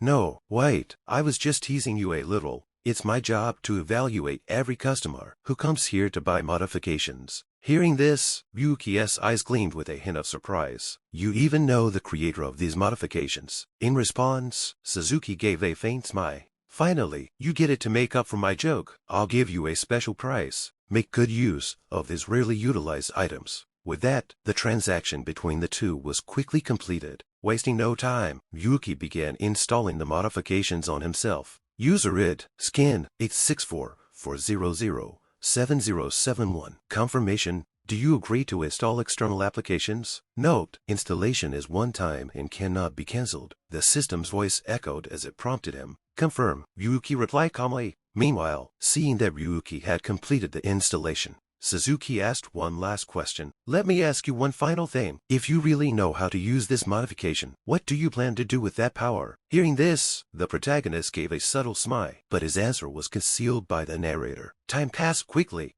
After Ryuki left Sontaku, Suzuki suddenly burst into hearty laughter, recalling Ryuki's earlier response. At that moment, Ryuki had raised a finger and declared confidently, "My goal is to surpass all ranks: bronze, silver, gold, platinum, even diamond. I'll crush them all into trash and stand at the pinnacle of this world." Recalling Ryuki's serious demeanor when he made that declaration, Suzuki stroked his chin and smiled. "Interesting. Come back anytime." "Oh, nameless one." Time passed quickly, and the scene shifted to a city somewhere within the virtual world. Holding an identification card in his hand, Ryuki didn't seem surprised. Didn't expect things to go this smoothly. He thought to himself he had assumed that being a no-name would cause trouble, but everything went surprisingly well. None of the other no-names in the labyrinth would have ever imagined this. He added, more importantly, "This is the village," he said, as he turned his gaze forward. At the moment, he was inside a marketplace surrounded by the bustling scene of people buying and selling goods. Glancing around briefly, Ryuki muttered as he walked, "It looks just like medieval times, and it's even peaceful." Beside him, the red and black robot, Egon, paid little attention to the setting. Instead, it began urging Ryuki, "So when are we going to open the blind boxes? We've accumulated so many points and tickets already." Seeing how eager it was, Ryuki softly advised, "Calm down.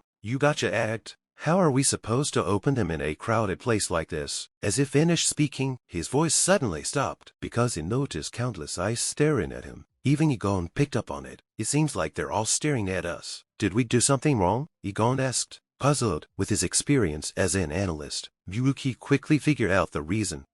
He decided to explain it to his curious robot. "The NPCs don't like players. Stupid players treat them like pests," justifying their behavior by saying that NPCs aren't real. They've done terrible things to them. So it's only natural for us to get these stares. As he spoke, Ryuki gritted his teeth in frustration. After all, being stared at like that would make anyone uncomfortable. Just then, a sudden shout came from ahead, immediately catching Ryuki's attention. "Got you, thief!" As soon as the words were spoken, a young boy in a green coat was thrown straight into a pile of trash. Following that, a man wearing an apron rushed over, grabbed the boy by his collar, and accused him. "You dared to steal from my shop." Hearing this, the young boy stammered an apology. "I am sorry. I was too hungry." However, before the boy could explain further, the shopkeeper interrupted. "Come with me, you little thief." Seeing the scene, Ryuki's curious nature kicked in. "What's going on? Why all the noise?" As Ryuki spoke, he carefully observed the commotion ahead. It didn't take long for him to notice something unusual. "Wait a second. Aren't that NPC's clothes different from the other villagers?" Seeing this, Egon quickly analyzed the target and provided an answer. "That's a resident of the alien space labyrinth, a game Drassel shut down 3 years ago. The destruction of that labyrinth meant the game was completely erased. The residents had no choice but to migrate to other labyrinths to survive. So that's why things are so chaotic. Adapting to a new world isn't easy." After saying that, Ryuki let out a small sigh, feeling a bit of sympathy for the group. After all, not long ago, his own situation hadn't been much better than theirs. In response, Egon shared his perspective. Bluntly, Egon wrestle mercilessly shuts down labyrinths that have no value. The fandom world won't be an exception either. Then we need to act fast, even if the game ends. As long as I can wipe out Lin Fan and Lin Za, I'll be satisfied, Ryuki said, urging Egon. After that, Ryuki made his way to an inn to secure a temporary place to stay. Finally, a place to stay, he muttered to himself. Meanwhile, Egon, unable to hold back any longer, urged him eagerly. "Finally, it's time to open the blind boxes." "Not yet. We need to check the modification first." Ryuki shook his head in response. Hearing this, Egon reluctantly checked the probability rates. After a moment, it furiously exclaimed, "The probability manipulation has slightly increased the rates." According to the displayed results, the drop rates had shifted. N-grade items reduced from 70% to 67.4%. R-grade items increased from 27% to 28%. Sister-grade items increased from 2.7% to 3.6%. SSR-grade items increased from 0.3% to 1%. Seeing these rates, Ryuki finally felt that the money spent on the modification hadn't been wasted. The probability of N-grade items dropped, and everything else increased. Even better, SSR rates, which were originally 0.3%, are now up to 1%. It's just a 1% difference, but that's a huge improvement. Thinking about this, Ryuki couldn't help but smirk with satisfaction. he turned to Egon and said, "Egon, after all this time waiting, it's finally time to open the blind boxes." Hearing this, Egon got so excited, he started twitching like someone on the verge of a seizure.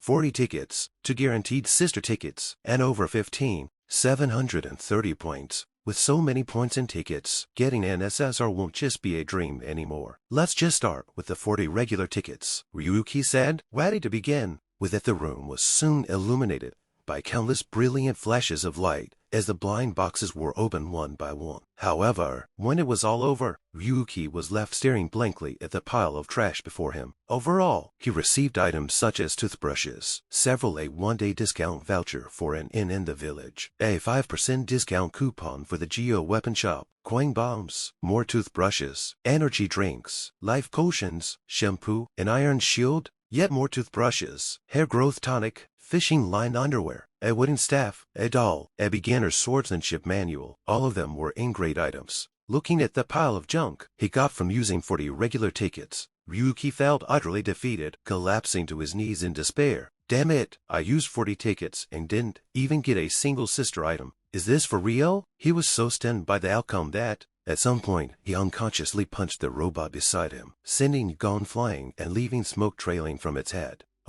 What a dramatic performance. Do you want to sell some of those toothbrushes? Egon asked eagerly, completely unaware that its comment only added to Ryuki's frustration. You damn cleaning bot. Should I throw you into the trash? Ryuki snarled through gritted teeth, grabbing the robot tightly, as if he was about to crush it. Please, don't, master. I was only trying to help, Egon pleaded, trembling. Just then, out of nowhere, 3 more beams of light suddenly descended from above. Among them, one beam emitted a dazzling rainbow glow. Seeing this, Ryuki's mood shifted instantly, faster than someone reloading a game. An SSR? Amazing. I always trusted you, Egon. No cheating involved. You're a godsend, he exclaimed joyfully. Beside him, Egon protested indignantly. Cheating is fun.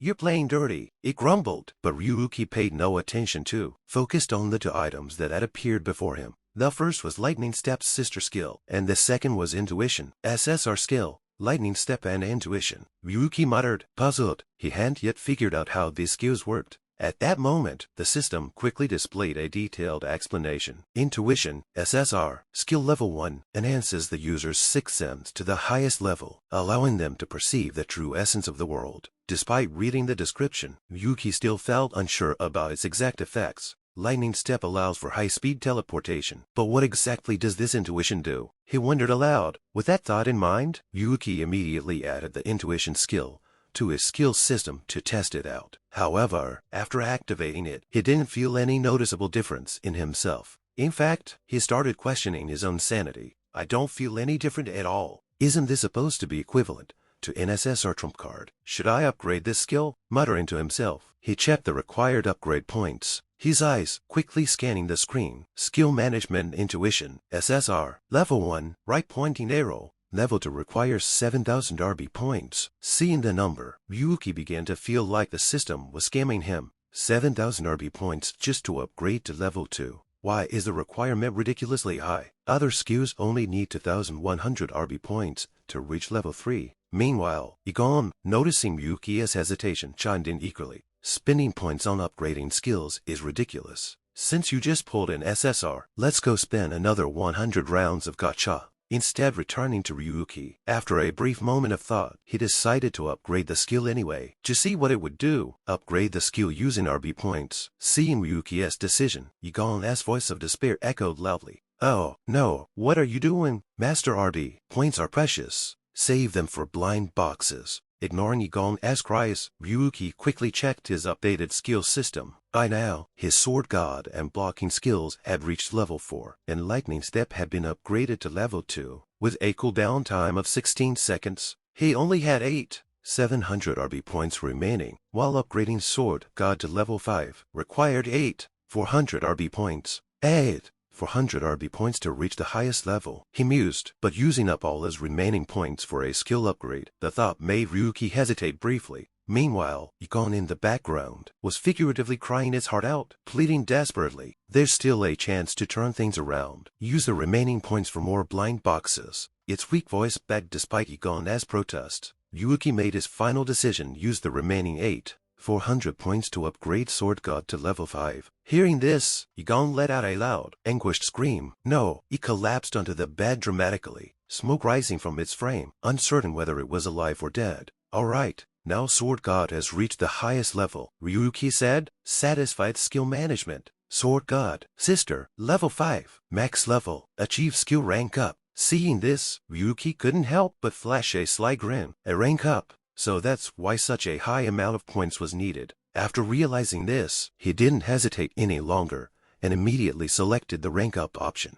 As soon as he made the choice, a blinding light erupted from above, causing Ryuki to feel a bit uneasy. What's happening? Egon explained this, but behind him, Egon was still in a crash state, unable to utter a word. Following that, the sphere of light burst open, releasing countless feathers. Once everything settled down, several congratulatory notifications appeared before him. Achievement system, skill reach max level, reward 5 gacha tickets, skill rank up completed, reward 10 gacha tickets, skill system. Sword God's sister, skill upgraded to Divine Sword, increased sword proficiency, enhanced abilities when equipped with a level 5 sword, sword arts down, level 1 unlocked, when equipped with a sword. Reading the descriptions of the new skills, Ryuki's eyes widened in disbelief. Oh, my god, I've never seen anything like this before. My skill ranked up from sister to something even higher. There are tons of players who don't even have a Sword God skill, and yet I've reached this level. Unable to contain his excitement, Ryuki burst out into loud, almost maniacal laughter. Meanwhile, seeing his master behave like this, Egon could only weep internally. Why did I end up with a master like this? I just wanted a master who would drown in greed and me ruin. That's all. Back to Ryuki. After finishing his excitement spree, he turned to Egon and patted it. Stop whining, Egon. This is where the real game begins. Hearing this, Egon trembled slightly as it floated closer. Master, where are we going now? It asked nervously. To a dungeon, Ryuki replied with a grin. There's a dungeon nearby where Lean Fun set a record. Let's go check it out. But this is your first dungeon.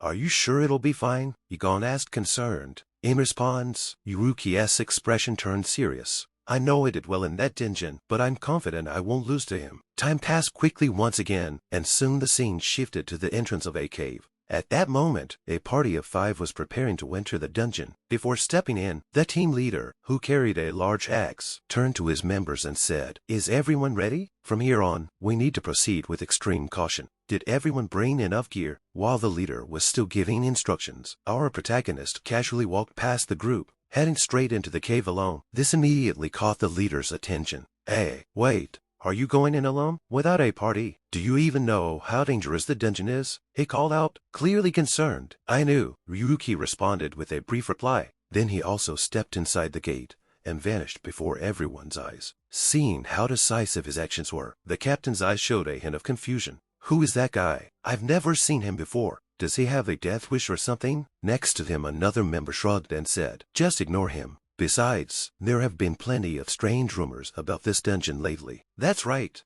They say that for the past 3 months, no one has managed to clear this dungeon. It's a total waste of time. The group of people looking bored returned to their business. Switching back to Ryuki after stepping inside, he immediately realized he was in a deep cavern. This is the Witch's Lair dungeon, he thought, staring into the pitch-black cave ahead of him. Ryuki drew a sword gun. Let's see. My goal is to break Lean Fun's record. It's time to attack. Meanwhile, in another room, somewhere within the dungeon, Ryuki's image was displayed inside a crystal ball. Seeing his figure, a shadowy figure in a black cloak muttered angrily. Again, another intruder with such an offensive scent. Unforgivable. How dare you defile my sacred domain? The cloaked figure gritted her teeth, her voice trembling with fury. Don't worry. With the punishments I have waiting for you, I'll personally deal with you and tear you to pieces. You worthless fool. As she spoke, she extended her hands toward the crystal ball, her sharp nails digging deep into its surface. She was none other than the boss of the Witch's Lair dungeon, a being of unknown level. Back to Ryuki.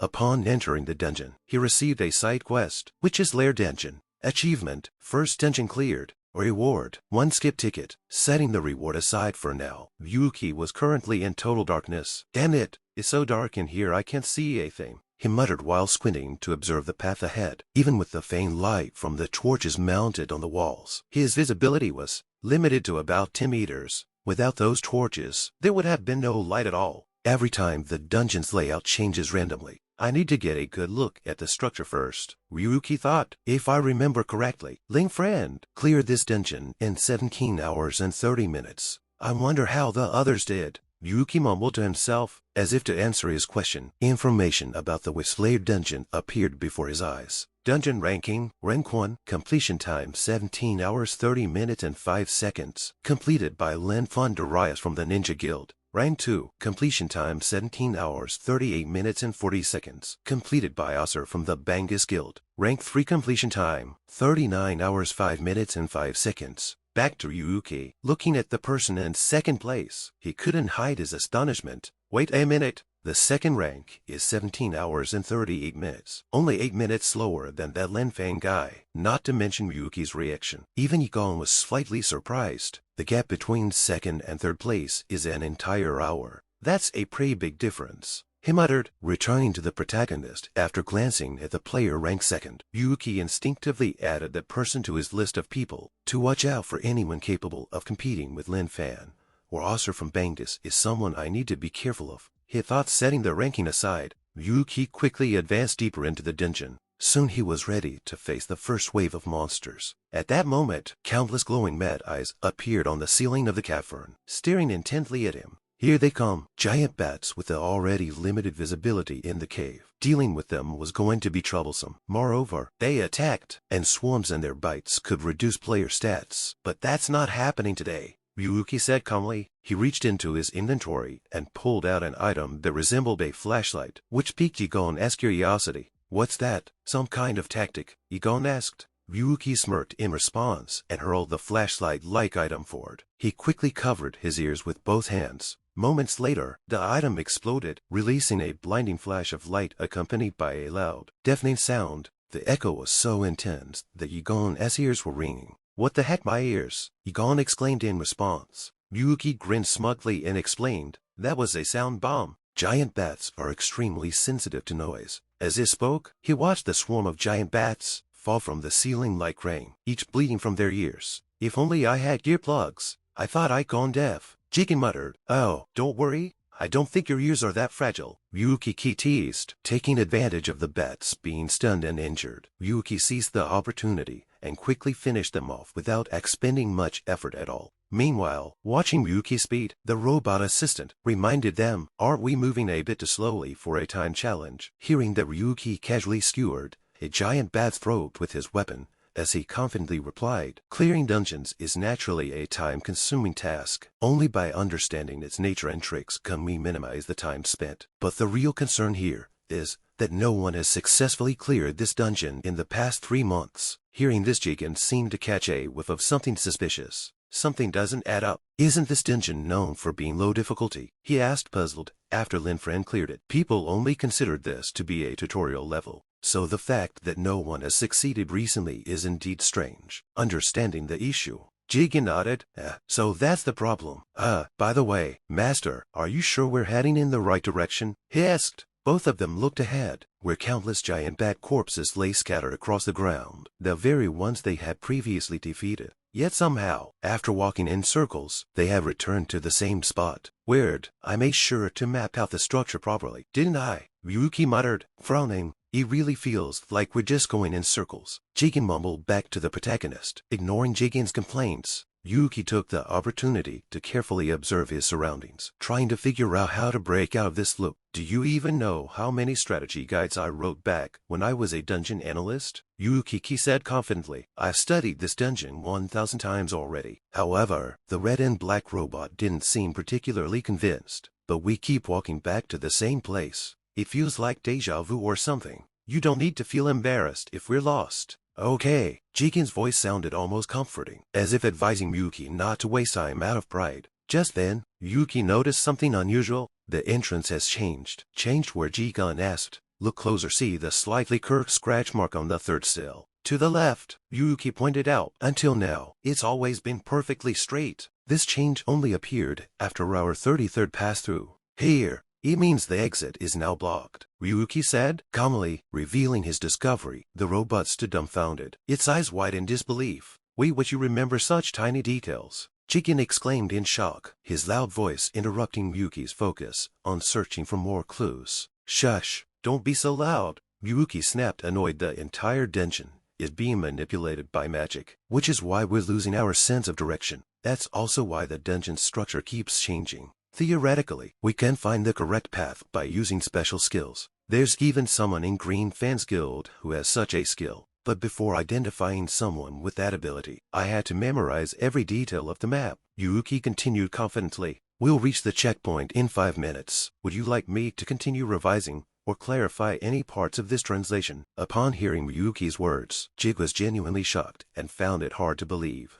You actually remember every single distinguishing detail. No normal player would even think of doing that. They would just act instinctively. You're seriously insane, Jig muttered, unsure whether he was praising or criticizing. Ryuki, I heard that, Ryuki said, reminding him. After that, both of them continued silently, venturing deeper into the dungeon. As they walked, Ryuki kept thinking to himself, I'll get out of this maze soon, but I'm already half an hour behind. Green Fae is taking longer than I expected. And besides, there's still one unresolved issue. Why hasn't anyone cleared this dungeon in the past 3 months? Meanwhile, in another part of the dungeon, the witch glared hatefully at Ryuki's image in the crystal ball. How dare that fool invade my labyrinth? I'll turn that faint glimmer of hope into utter despair. The moment he escapes this maze, he'll die instantly and become my test subject, she snarled. At that moment, Ryuki unknowingly stepped on a rune inscribed with the word death on the ground. As soon as his foot touched it, a surge of dark purple magical energy erupted from the rune, momentarily startling Ryuki. But just as quickly as it appeared, the energy vanished without a trace, leaving both Ryuki and Jigen confused. Master, what's going on? Jigen asked, concerned. I'm not sure, but there's definitely something dangerous ahead. Or maybe it's just my imagination. Ryuki responded cautiously to be safe. He pulled out a substitute doll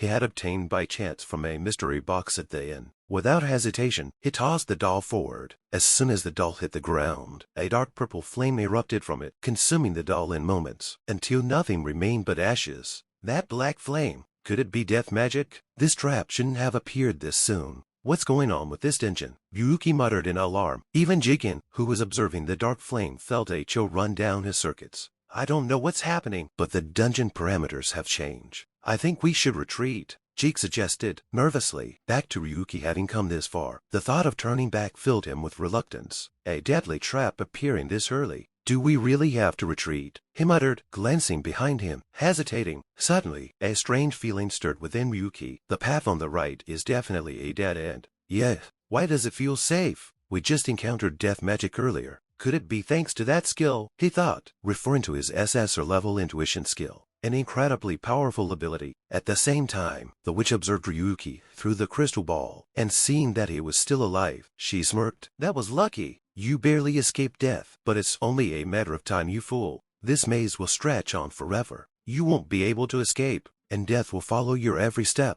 The maze will become your eternal prison, trapping Ryuki here forever. As she spoke, she looked triumphant, as if she already had Ryuki in the palm of her hand. Then suddenly, the image of Ryuki flickered and disappeared from the crystal ball, causing her to jolt in surprise and stand up abruptly. What had disappeared? He's escaped my surveillance. Frustrated, she quickly channeled her magic into the crystal ball to check again. Moments later, Ryuki's image reappeared. There he is at the central tower, but that's quite far from my trap. What should I do? No matter, this will be your grave. She grinned maliciously. At that moment, numerous death traps appeared on the ground surrounding Ryuki. However, once again, Ryuki's figure flickered and vanished, leaving the witch so enraged that she slammed her table and shouted. He disappeared again. This time, he's at the old laboratory that's far from the central tower, but that's where I've set up the most traps, she muttered, unsure how Ryuki was managing to evade her traps. Whatever trick he's using, he won't escape for long, she declared, confidently. Yet just seconds later, her expression changed drastically, filled with disbelief. Watching Ryuki move, she saw him skillfully dodging every single trap by jumping and weaving through them, leaving her doubt in her own senses impossible.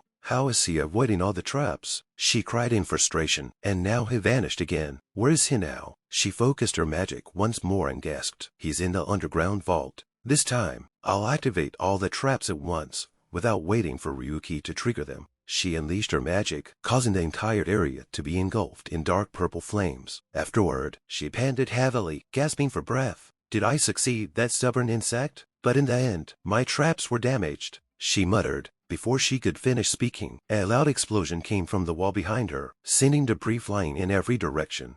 I told you I'd reach the boss room, Ryuki declared arrogantly, stepping through the destroyed wall. Meanwhile, Jigen, looking unimpressed, muttered, "For the love of Lud, could you turn off that broken skill already? What's so fun about this? You're cheating way too much. It's the worst skill I've ever seen," he grumbled loudly. Hearing Jigen's remark, Ryuki casually dug his finger into his ear and asked, sarcastically, "You just want me dead, don't you, back to the witch?" Seeing Ryuki step into her room, her voice became shaky and stammering. "How the hell did you get here?" Hearing this, the protagonist finally paid attention to her and sighed. Explaining would be too complicated, so let's skip it. Okay, it's time to end this game. The boss of the Witch's Lair cereal, the solitary witch. No wait, I have a better name for you. Insect. As he spoke, Ryuki drew his sword gun and pointed it straight at the witch cereal, whose body now seemed to be partially mechanical. Turning back to cereal, she still couldn't believe that Ryuki had reached her boss room so easily. No way.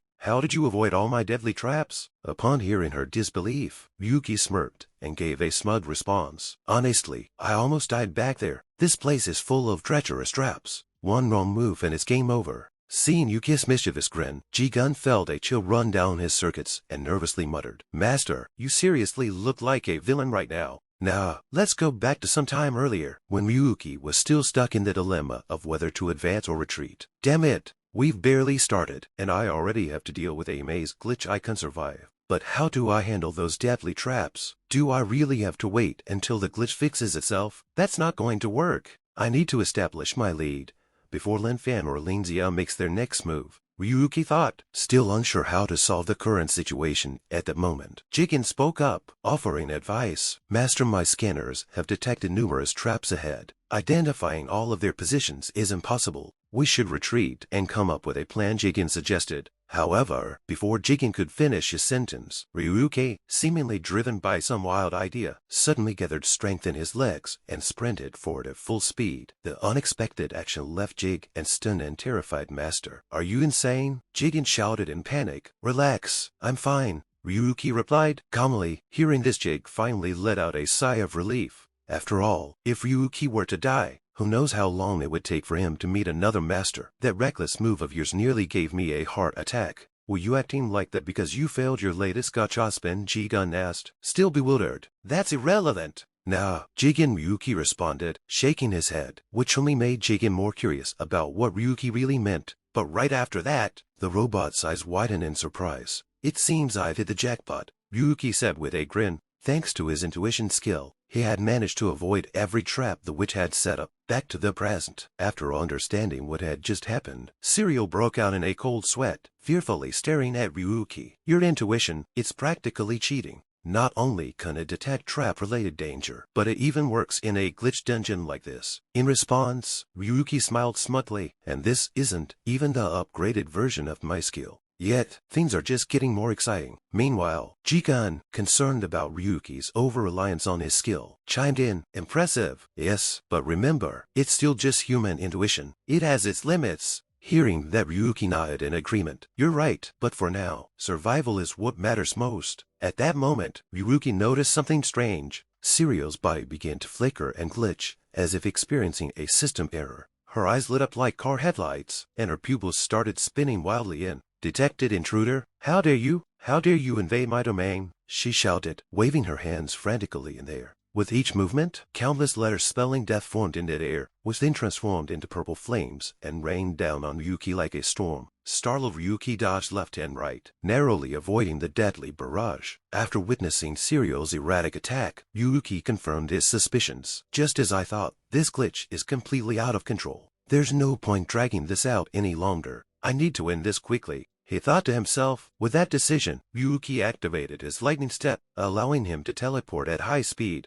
At the same time, he prepared his divine sword skill and launched himself into the air. "Brave of you. I acknowledge your courage," Serial said from below, watching Ryuki charge toward her. Strangely, a hint of longing appeared on her face. "Freedom. No one can command me anymore." Before her words had fully left her lips, Ryuki's figure flashed forward, his sword slicing cleanly through her body. Serial's mechanical form was instantly split in two. The ease with which it defeated her left Ryuki a bit surprised. What that was easier than I expected, he muttered, but before he could even wait for the mission completion notification, just as I suspected, there was no way things could be this simple in a glitch dungeon. Immediately afterward, despite being cut in half, Serial's lower half continued to function, launching waves of death, flames that forced Ryuki to retreat. What the hell is going on? Ryuki exclaimed in shock. Meanwhile, from the severed part of Serial's body, her upper half slowly began to regenerate at a speed visible to the naked eye. It hurts so much I'm going to die. Serial wailed miserably on Ryuki's side. Jigen stared in shock, his eyes wide and mouth agape at the scene before him. She's regenerating.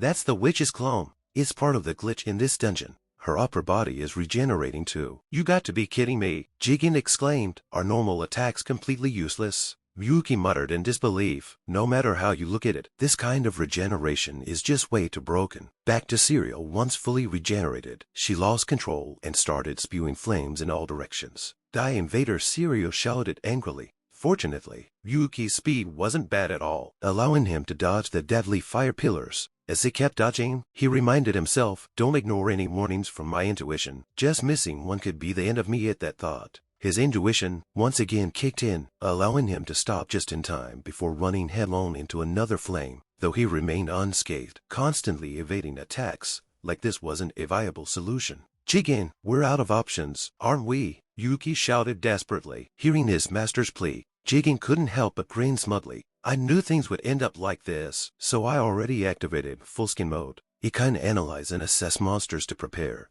to witness the greatness of ROD.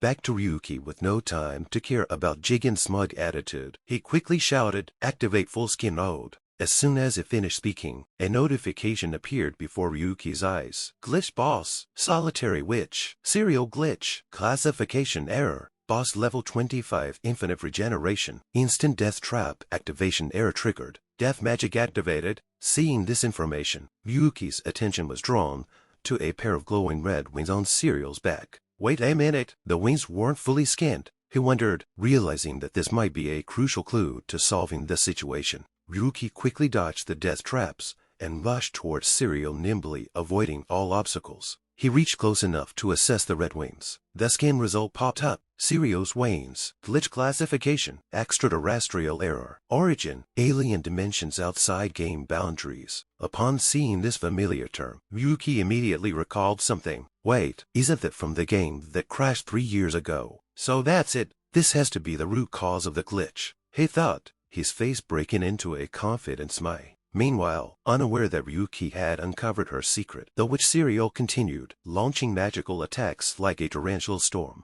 Jigen, on the other hand, felt like bowing down to his master and all. Incredible, how can you keep smiling in this life or death situation, where just a single spell could end you instantly? Master, have you lost your mind? Jigen asked in disbelief. In response, Ryuki maintained his confident grin and said, I'm aiming for the top of the food chain. Do you really think these flames can stop me? Back to Serial. Seeing Ryuki outrun her attacks, dodging everything like a nimble mouse, she was driven to the brink of madness. Why, how is this possible? Why can't I hate you? I curse you, you insolent fool. She raised both hands high, gathering an enormous sphere of magical energy. It seemed that, after realizing her flames couldn't harm Ryuki, she decided to unleash a powerful ultimate move. Seeing the gigantic sphere forming above her head, Ryuki felt a chill run down his spine. If I get hit by that, I'm dead for sure. I absolutely must not let it touch me, he reminded himself at that moment. Serial completed gathering energy for the sphere and shouted furiously, Die, die, die. She hurled the massive sphere toward Ryuki with all her strength, causing a tremendous explosion upon impact. Seeing the blast engulf Ryuki's position, her entire body trembled with excitement and anticipation. She smirked triumphantly. I blocked every possible escape route. There's no way out for you now, she declared proudly. However, before she could finish speaking, her voice suddenly frownsy. She stiffened in shock, realizing that a sword had appeared at her neck.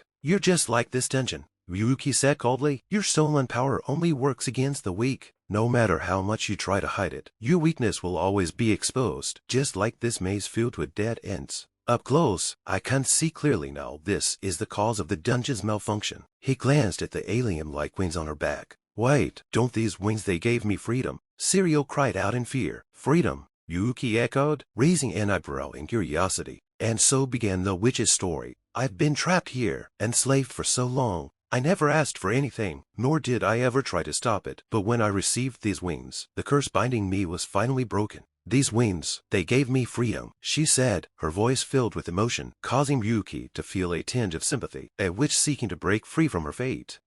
In that sense, we're not so different, Ryuki muttered softly, sharing the moment of understanding with the witch. Hearing these words, Serial seemed to gain a glimmer of hope and continued her explanation. That's right, I fight to escape this world of nothing but trash. If we are truly alike, then surely you understand my suffering, don't you? If so, we could form an alliance. The old witch proposed back to Ryuki, though he felt a twinge of sympathy for Serial's situation. His mind remained clear. That's exactly why I'm going to take away that precious freedom of yours. He thought to himself. Without a moment's hesitation, Ryuki gathered strength in his left hand and tore off her wings, causing Serial to scream in pain, as if her house had caught fire. At the same time, Ryuki activated his sister skill, and the scene around them instantly shifted. The room reverted to its original state, as if it had never been damaged. Serial's form was also restored to normal, without her wings.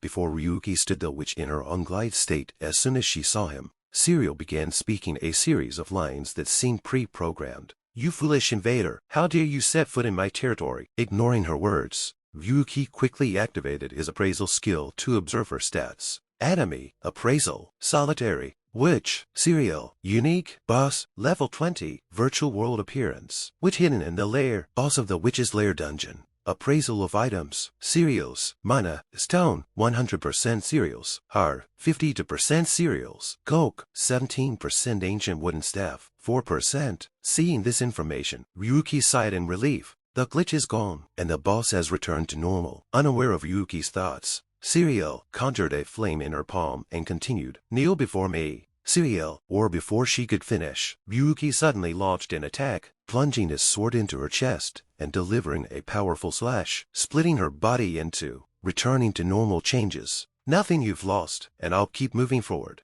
Ryuki said coldly, and just like that, Serial, who had only just returned to her normal form, was eliminated by Ryuki before she could even display her full power. As her body disappeared, the system, through Jigen, displayed the results. Dungeon cleared. Achievement, Witch's Lair cleared reward, 1 gacha ticket. Achievement, Witch's Lair cleared reward, 1 gacha ticket. Rank 5 or higher in Witch's Lair dungeon reward, 10 gacha tickets. Rank 1 in Witch's Lair dungeon reward, 1 guaranteed sister ticket. Battle with solitary witch. Serial victory. Reward, 500 express converted to 500 RP points. Obtained cereals. Mana stone obtained cereals. Heart back to Ryuki, looking at the two items in his hands. He sighed in mild disappointment. Only 500 RP, a mana stone and a heart. She really did have limits. If there hadn't been a glitch in the system. He compared the rewards with those he got from the chaos caused by the Dark Knight, which had earned him a whopping 15,000 RP. That was way more worthwhile, Ryuki muttered hearing this. Jigen chuckled at his master's frustration. Looks like even the Supreme One has to struggle a few times. Back to Ryuki. He quickly brushed off his disappointed expression. Well, I wasn't expecting much from the loot anyway. At least I got the guaranteed sister ticket. The important thing is, I broke Linfin's record, Ryuki said with a grin, because that was his true goal all along. Scene transition outside the cave. The party Ryuki had encountered when he first entered the dungeon was now standing outside looking visibly frustrated. It seemed they had just failed to conquer the dungeon again. Damn it, another failure. The team leader gritted his teeth in frustration. Beside him, a young man in a brown cloak scratched his head in confusion. Why do we keep dying over and over? It's because you keep going the wrong way, the archer retorted, and soon the two started arguing. What, you've got the nerve to talk when you don't even have proper skills? Seeing tensions rise, the team leader sighed in exasperation and stepped in to calm them down. All right, calm down everyone. You do realize this dungeon's been acting up lately, right? Either way, this time, we'll have to try cooperating with another group. Just then, Ryuki calmly emerged from the cave, walking past them without paying any attention. Noticing him, the young man in the brown cloak couldn't resist sneering. Managed to last about 7 hours. Soloing like that isn't too bad, but look at you, barely made it out alive. Ready to give up and head home already, the team leader chuckled, joining in on the mockery. Despite their taunts, Ryuki didn't react, ignoring them completely. Seeing Ryuki's lack of response, the team leader shook his head slightly and muttered, looks like he's lost it. At least he's finally facing reality. Just as it finished speaking, a notification screen suddenly appeared behind him, catching his attention.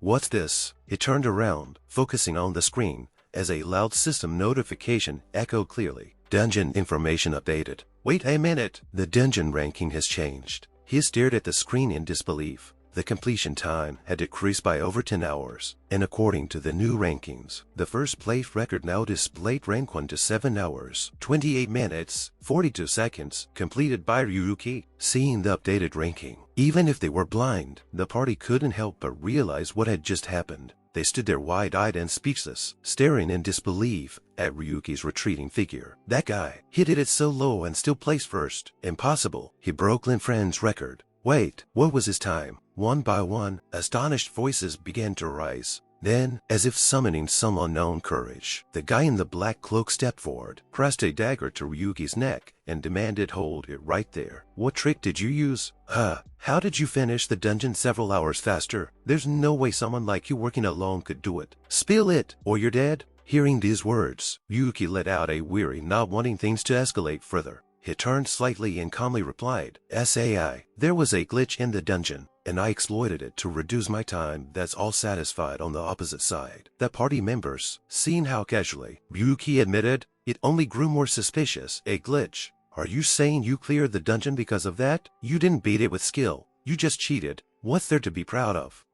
Breaking someone else's record using a glitch. Don't you feel ashamed? What are these idiots even talking about? Ryuki wondered to himself, unable to believe how stupid they sounded. I already fixed the glitch. Instead of worrying about me, why don't you try finishing the dungeon yourselves? He shrugged and walked away, not wanting to waste more time arguing with fools. However, the guy in the brown cloak, still not knowing his place, charged at Ryuki, yelling, "Cheaters like you don't get to act superior to us." He swung his sword furiously at Ryuki, but it was as if Ryuki had grown eyes on the back of his head. Effortlessly, he dodged the attack, and with a swift motion, he delivered a single punch to the guy's stomach, sending him flying like a rag doll into the dirt. After landing the punch, Ryuki casually walked away as if nothing had happened. Despite the excruciating pain from Ryuki's punch, the idiot still had the nerve to shout curses at him. "You bastard, I'll kill you." Seeing this, the team leader quickly stepped in to stop his foolish teammate. "That's enough. Let it go. We can't beat him,"